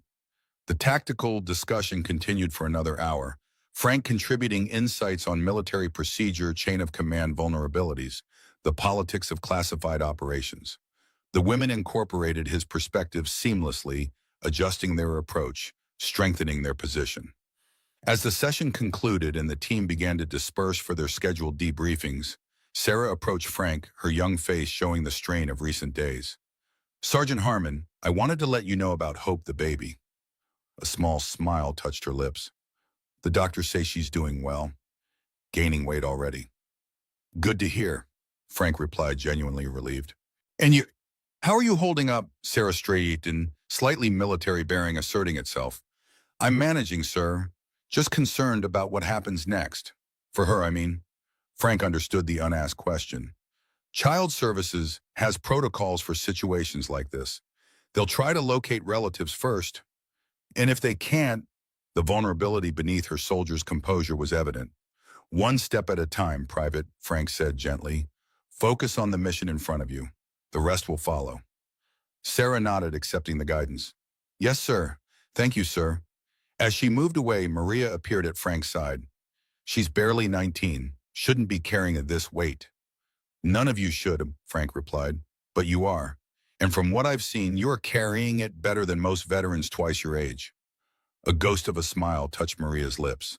High praise from a green beret. Just the truth. They walked together toward the exit, their pace unhurried, both aware that within the facility's walls, time operated differently, a liminal space between crisis and resolution, between combat and aftermath. "There's someone I need to call," Frank said, as they reached the hallway. "If that's permitted." Maria looked curious but didn't press. "I'll check with Agent Mitchell. I'm sure it can be arranged." "Thank you." Frank hesitated, then added, "It's been 5 years, probably past time." Understanding dawned in Maria's eyes. "Your daughter," Frank shook his head. "Her aunt, Sandra, Anna's legal guardian, first step in a long road." Maria nodded approval, evident in her expression. "The hardest battles are often the ones we fight with ourselves, Sergeant." "So I'm learning," Frank replied. "Keen." As they parted ways, Frank found himself standing straighter, his stride more purposeful than it had been in years. The weight of isolation, of grief, of self-imposed exile hadn't lifted entirely. Such burdens never vanished in a single moment of clarity. But sharing Kandahar with Maria's team, committing to help their cause, considering contact with his daughter's family, these were steps towards something he'd abandoned long ago. A future beyond the fortress walls he'd built around his heart. Later that afternoon, in a private room with Agent Mitchell present, as required by protocol, Frank sat before a secure phone. His hand hovered over the keypad, the number for Sandra's home in San Antonio memorized but unused for 5 years, waiting to be dialed. "Take your time, Sergeant," Mitchell said quietly, maintaining a respectful distance. Frank nodded, appreciating her discretion. He drew a deep breath, then dialed each number, a conscious choice, a step back toward the world he'd left behind. The phone rang 3 times before a woman's voice answered, familiar, yet distant, a ghost from another life. "Hello." Frank's throat tightened, words momentarily failing him. "Hello," Sandra repeated, a touch of impatience entering her tone. "Who's calling?" "Sandra." His voice emerged rough, unused to personal conversation. "It's Frank. Frank Harmon." Silence. Then her voice, carefully controlled. "Frank, it's been a long time." 5 years, he acknowledged. "I know. Why are you calling now? Not hostile, but guarded, protective." Frank chose his words carefully. "I'm in San Antonio, at a federal facility. There's been a situation." He paused. "I thought it was time to reach out." Another silence, longer this time. Frank could almost see her processing the information, weighing possibilities, considering implications. "Are you in trouble?" she finally asked. "No, just a witness in an investigation." He hesitated. "How is she, Anna?" The question hung between them, weighted with years of absence, of birthdays missed, of school events unattended. Frank held his breath, waiting. "She's 10 now," Sandra said finally. "5th grade, plays soccer, loves science." A pause. "She asks about you sometimes." The simple statement hit Frank with physical force. She asks about you. His daughter, whom he'd abandoned to grief and isolation, still remembered him, still wondered. "What do you tell her?" he managed.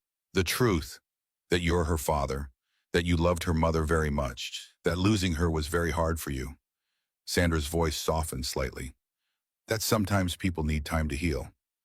Frank closed his eyes, grateful for Sandra's compassion more than he deserved after years of silence. "Thank you," he said quietly. "For that, for everything." "She's a wonderful girl, Frank. Rebecca would be proud." A hesitation. Why now, after all this time? It was the question he'd been asking himself since the moment he'd decided to make this call. Why now? What had changed? The answer came to him with unexpected clarity. "I met some soldiers," he said. "Women who risked everything to do what was right. It reminded me of what matters. Of who I used to be." He paused. "Of who I still should be for Anna." Sandra didn't respond immediately, and Frank wondered if he'd said too much too soon. But when she spoke again, her voice held a cautious warmth. "The court requirements still stand, Frank. Therapy, supervised visits, initially." "I know. Are you ready for that now?" It was the question he'd avoided for 5 years, the one he'd answered by retreating to Lone Pine, by building walls against the world, by turning photographs to face the wall. "Yes," he said, surprised by his own certainty. "I think I am." "Then perhaps when this federal matter is resolved, we could discuss next steps." Her tone remained measured, but not without hope. "Anna should know her father." "I'd like that," Frank replied, emotions threatening to overwhelm his carefully maintained control. Very much. They spoke for a few minutes more practical matters, potential timelines, cautious plans for the future. When the call ended, Frank sat motionless, the phone still in his hand, the weight of the conversation settling around him.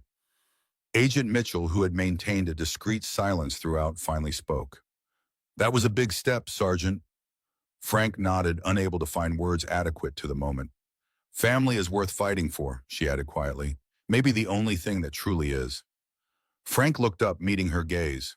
That and the truth. Mitchell smiled slightly, a genuine expression, not the professional mask she typically wore. Indeed, speaking of which, we have new developments in the investigation. Captain Ramirez asked that you join the briefing.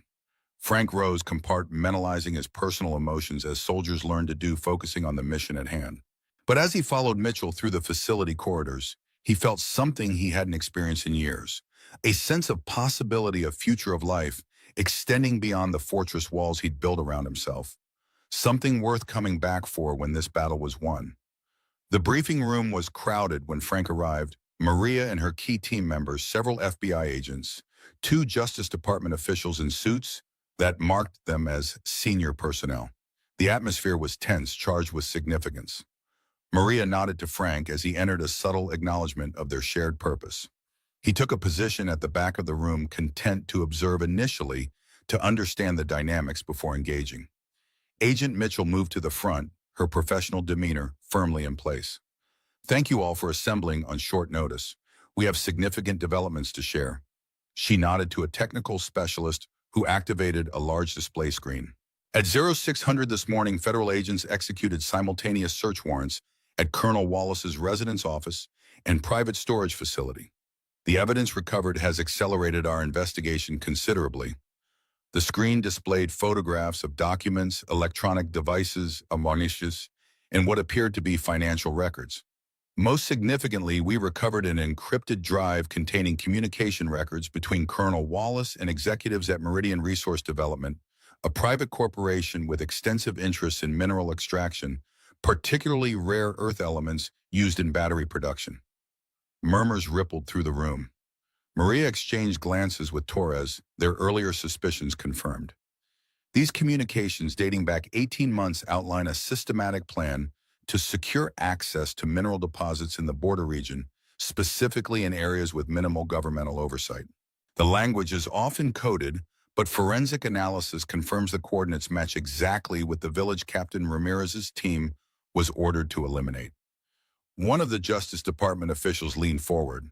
To be clear, Agent Mitchell, you're suggesting a serving colonel in the United States Army contracted his unit for private corporate interests. Not suggesting, sir, confirming. Mitchell's voice was crisp, certain.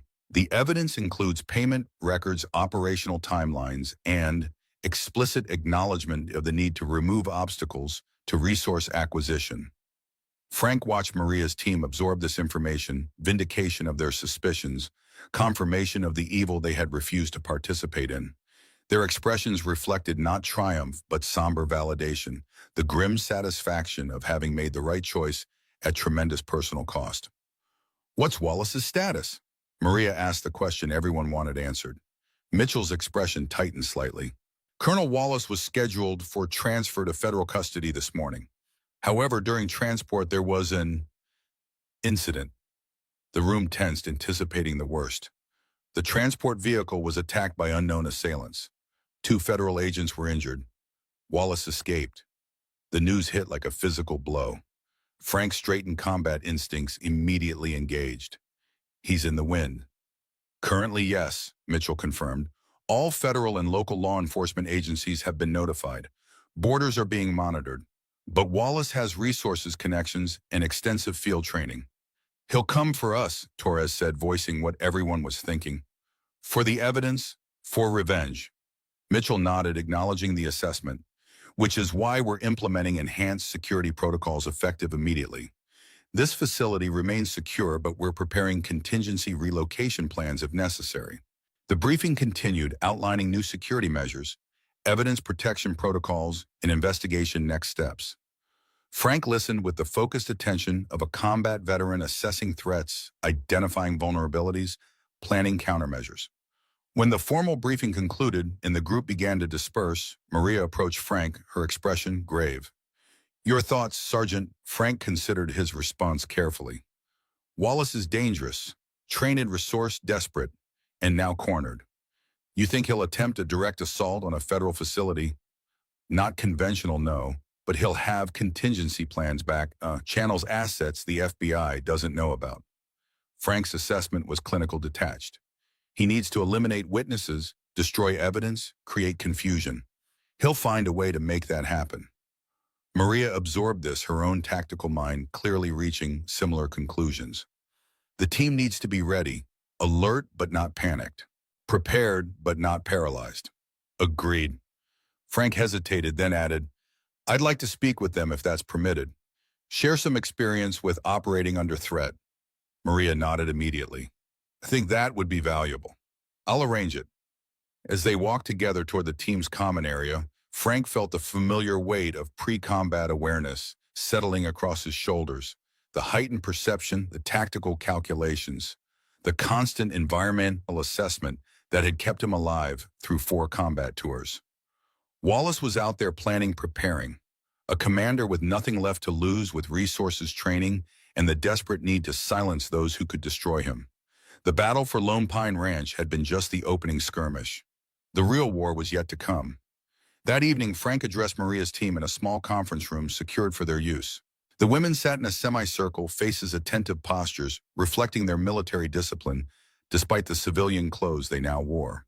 Frank stood before them, hands clasped behind his back, feet shoulder-width apart, the instinctive stance of an instructor addressing troops. 5 years of isolation fell away as he slipped into the role of combat advisor, a position he'd held many times before his withdrawal from service. Wallace's escape changes the tactical situation. He began without preamble. You're no longer just witnesses in an investigation. You're high-value targets for a desperate adversary with specialized training and unknown resources. He paused, letting the assessment sink in. These women were soldiers. They deserved unvarnished truth, not comforting platitudes. The FBI will maintain security protocols, but we need to implement our own measures. Buddy system at all times, regular position checks, constant situational awareness. His gaze swept the room. Never alone, never unaccounted for, never without communication capability. The women nodded, some taking notes, all focused with the concentration of troops preparing for combat operations. Wallace knows federal procedures, security protocols, chain of command. He'll look for vulnerabilities for moments of transition or confusion. Frank moved to a whiteboard, sketching a quick diagram of the facility layout. Critical points to monitor: entry protocols, shift changes, supply deliveries, medical transports. For the next hour, Frank outlined defensive measures, counter-surveillance techniques, and emergency response protocols.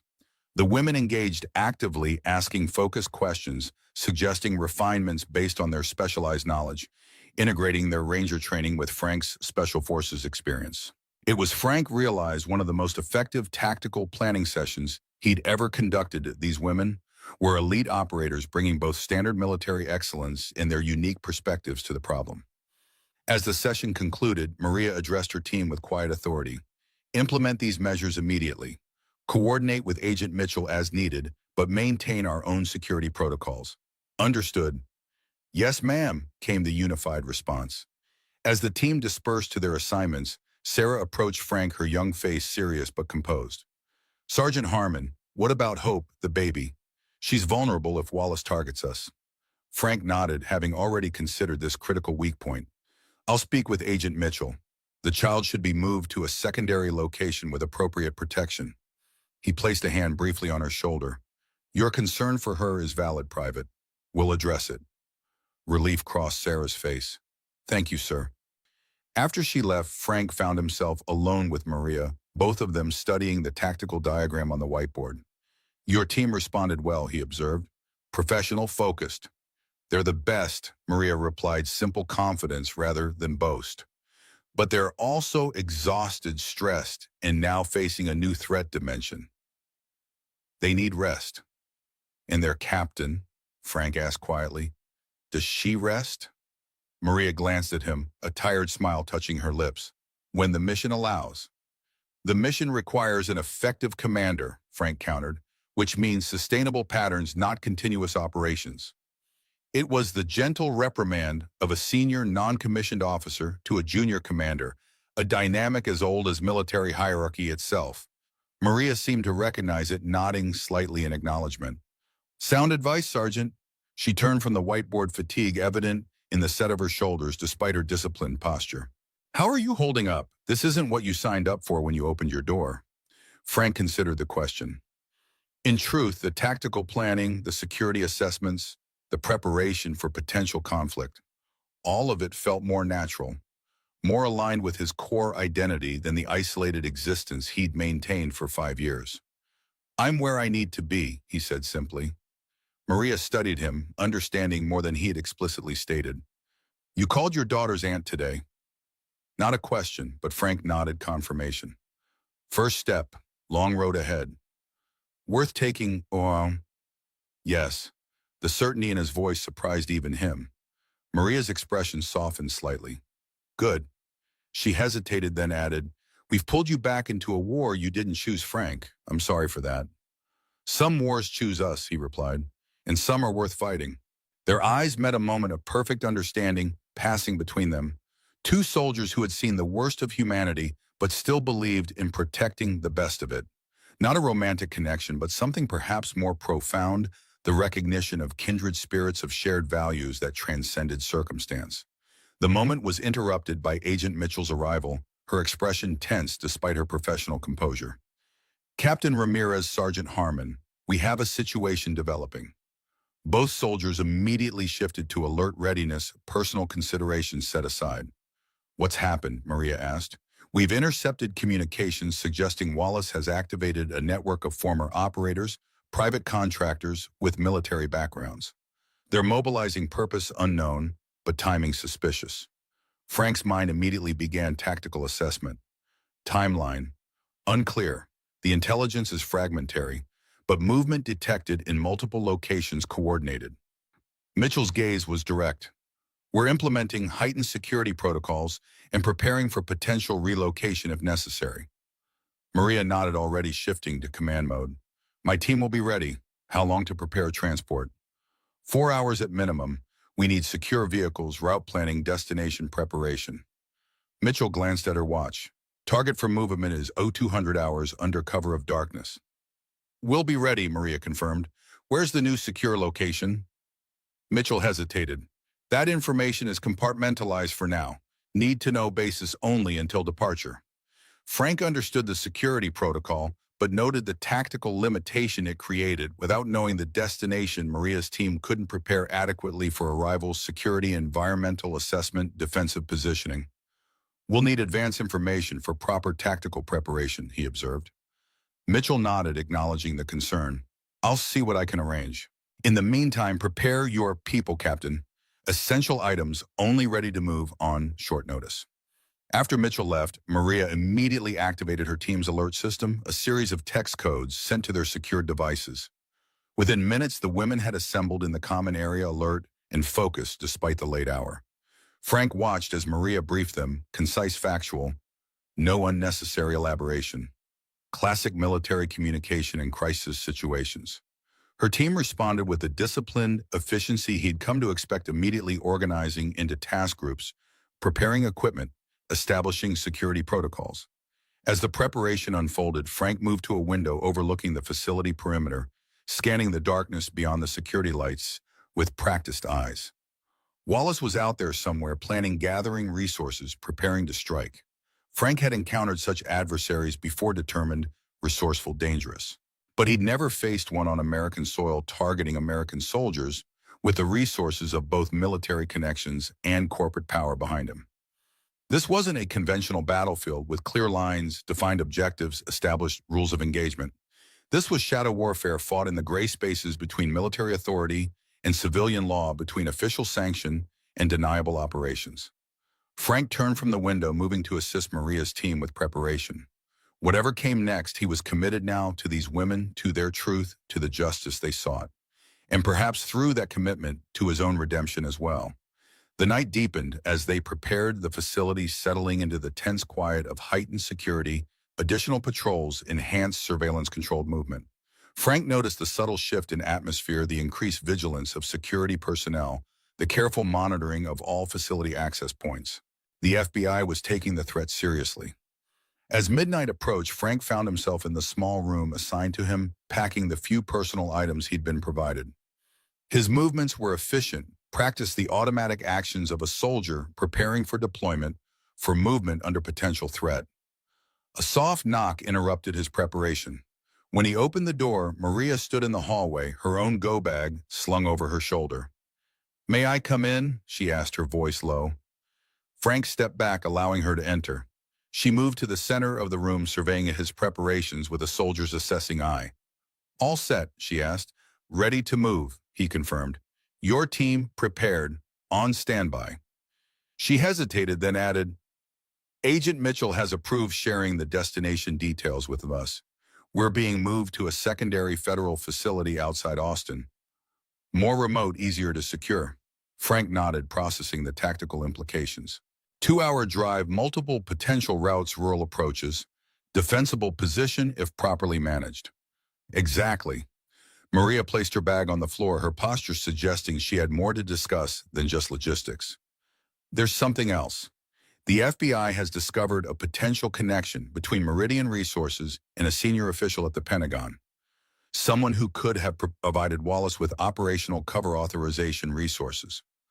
The implications were significant corruption reaching into the highest levels of military authority, corporate influence penetrating the chain of command. It explained Wallace's confidence, his belief that he could operate with impunity." "Name?" Frank asked. "Not yet confirmed, but if true, it means this goes beyond Wallace, beyond one rogue operation." Maria's expression was grave. "It means systemic corruption potentially affecting multiple operations, multiple units." Frank absorbed this understanding, the broader implications. What Maria's team had stumbled upon wasn't an isolated incident of command overreach. It was potentially the tip of a much larger iceberg, a cancer within the military structure itself. "All the more reason to secure your testimony, your evidence," he observed. "This might be bigger than any of us realized." Maria nodded, the weight of responsibility evident in her bearing. "Which makes us an even greater threat to those involved." She met his gaze directly. "Wallace won't be operating alone now.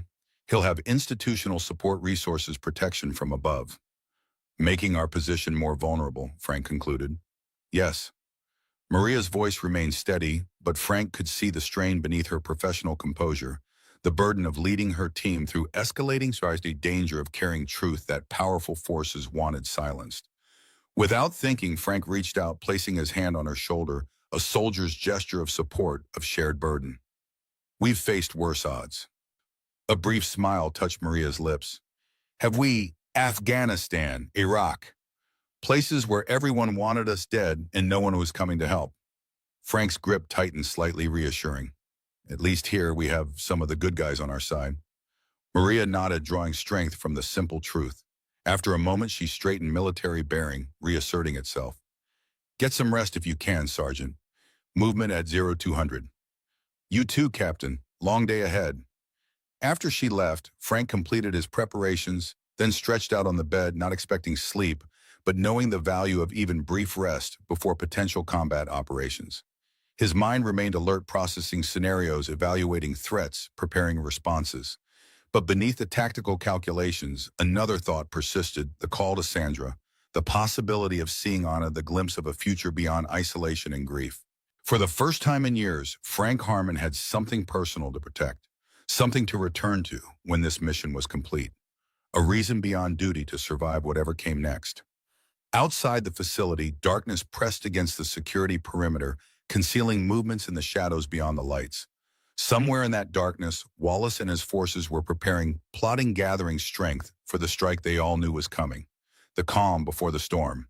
As the facility around him shifted into pre-movement operations, security sweeps, transport preparation, route planning, Frank closed his eyes, not sleeping, but entering the meditative stillness combat veterans learned to find in moments of preparation, the quiet center from which action would spring when needed. Whatever came next, he would be ready. Retrie. Next edit. The convoy departed the federal facility at precisely 0200 hours, moving with the coordinated efficiency of a military operation. 3 unmarked SUVs containing Maria's team, flanked by FBI transport vehicles at front and rear lights, dimmed communications limited to secure channels. Frank rode in the middle vehicle with Maria Torres and Johnson, his combat instincts fully engaged, scanning intersections, noting potential ambush points, tracking their route against mental maps of the region. H.I.M. Mitchell led the convoy from the lead vehicle, her voice occasionally coming through the secure radio, confirming route changes, checkpoints, security protocols. The night pressed against the windows, the Texas landscape a shadowed blur beyond the glass. Standard convoy protocol, Maria observed quietly, her own attention equally focused on their surroundings. Randomized route, varied speeds, communication discipline. Frank nodded, appreciating the professional execution. Mitchell knows what she's doing. Former military herself, Torres added from the back seat. Marine Corps intelligence before FBI. Explains her approach. The convoy maintained a measured pace, neither too fast to react to threats, nor too slow to present an easy target. 30 minutes outside San Antonio, they shifted to rural highways, traffic thinning to occasional trucks and late-night travelers. An hour later, they turned onto secondary roads, then unpaved county routes, progressively isolating themselves from civilian infrastructure, from potential witnesses, from immediate assistance if needed. A tactical necessity that created its own vulnerability. Frank felt the familiar tension building at the base of his skull, the combat awareness that had kept him alive through 4 deployments. Not fear, but heightened perception, the body's natural preparation for potential threat. Approaching checkpoint Alpha, Mitchell's voice came through the radio. All units maintain formation, prepare for security verification. The convoy slowed as they approached a rural intersection where 2 FBI vehicles were positioned, agents visible with tactical gear and verification equipment. Standard procedure for high-security transport. Pre-positioned checkpoints. Identity confirmation. Route security. The lead vehicle stopped for verification. Mitchell visible through the windshield, presenting credentials to the checkpoint agents. Frank watched the process with professional assessment, noting the proper protocols being followed, the systematic approach. Then he saw a subtle detail that triggered immediate alarm. One of the checkpoint agents was wearing his tactical vest, incorrectly secured, the side straps hanging loose rather than properly fastened. No trained federal agent would deploy with improperly secured gear. Something's wrong, Frank said quietly, body tensing. The checkpoint. It's compromised. Maria immediately shifted to alert status, her hand moving to the sidearm she'd been authorized to carry. How do you know? Gear configuration, training error. Frank's voice remained calm despite the surge of adrenaline. No federal agent wears a tactical vest unsecured. Before Maria could respond, the scene erupted into coordinated violence. The agents at the checkpoint produced automatic weapons, opening fire on the lead vehicle. Simultaneously, 2 unmarked trucks roared from concealed positions on either side of the road, blocking escape routes front and rear. Classic ambush tactics professionally executed. The convoy exploded into defensive action. The FBI security teams returned fire, taking cover behind their vehicles. In the lead SUV, Mitchell and her team were pinned down, unable to advance or retreat under the concentrated fire. Contact front, contact rear, Johnson reported, immediately shifting to combat communication. Ambush pattern, multiple hostiles. Their driver, an FBI agent with tactical training, executed an immediate defensive maneuver, reversing sharply, then cutting the wheel to position their vehicle behind a roadside embankment, providing partial cover from the main firing positions. Frank's combat training, engage automatically. Torres, secure this position. Johnson, establish gains with other vehicles if possible. Maria, with me, we need to assess and counter. The transition from passenger to tactical operator was instantaneous, 5 years of civilian life falling away as combat necessity took precedence. Frank moved low along the embankment, using natural cover, Maria following with equal discipline. From their new vantage point, the tactical situation became clear. Approximately 12 attackers, well-armed, using coordinated fire and movement techniques to systematically isolate and neutralize the convoy. Professional operators, not common mercenaries. Wallace's team executing a precisely planned ambush. They've cut us off from the other vehicles. Maria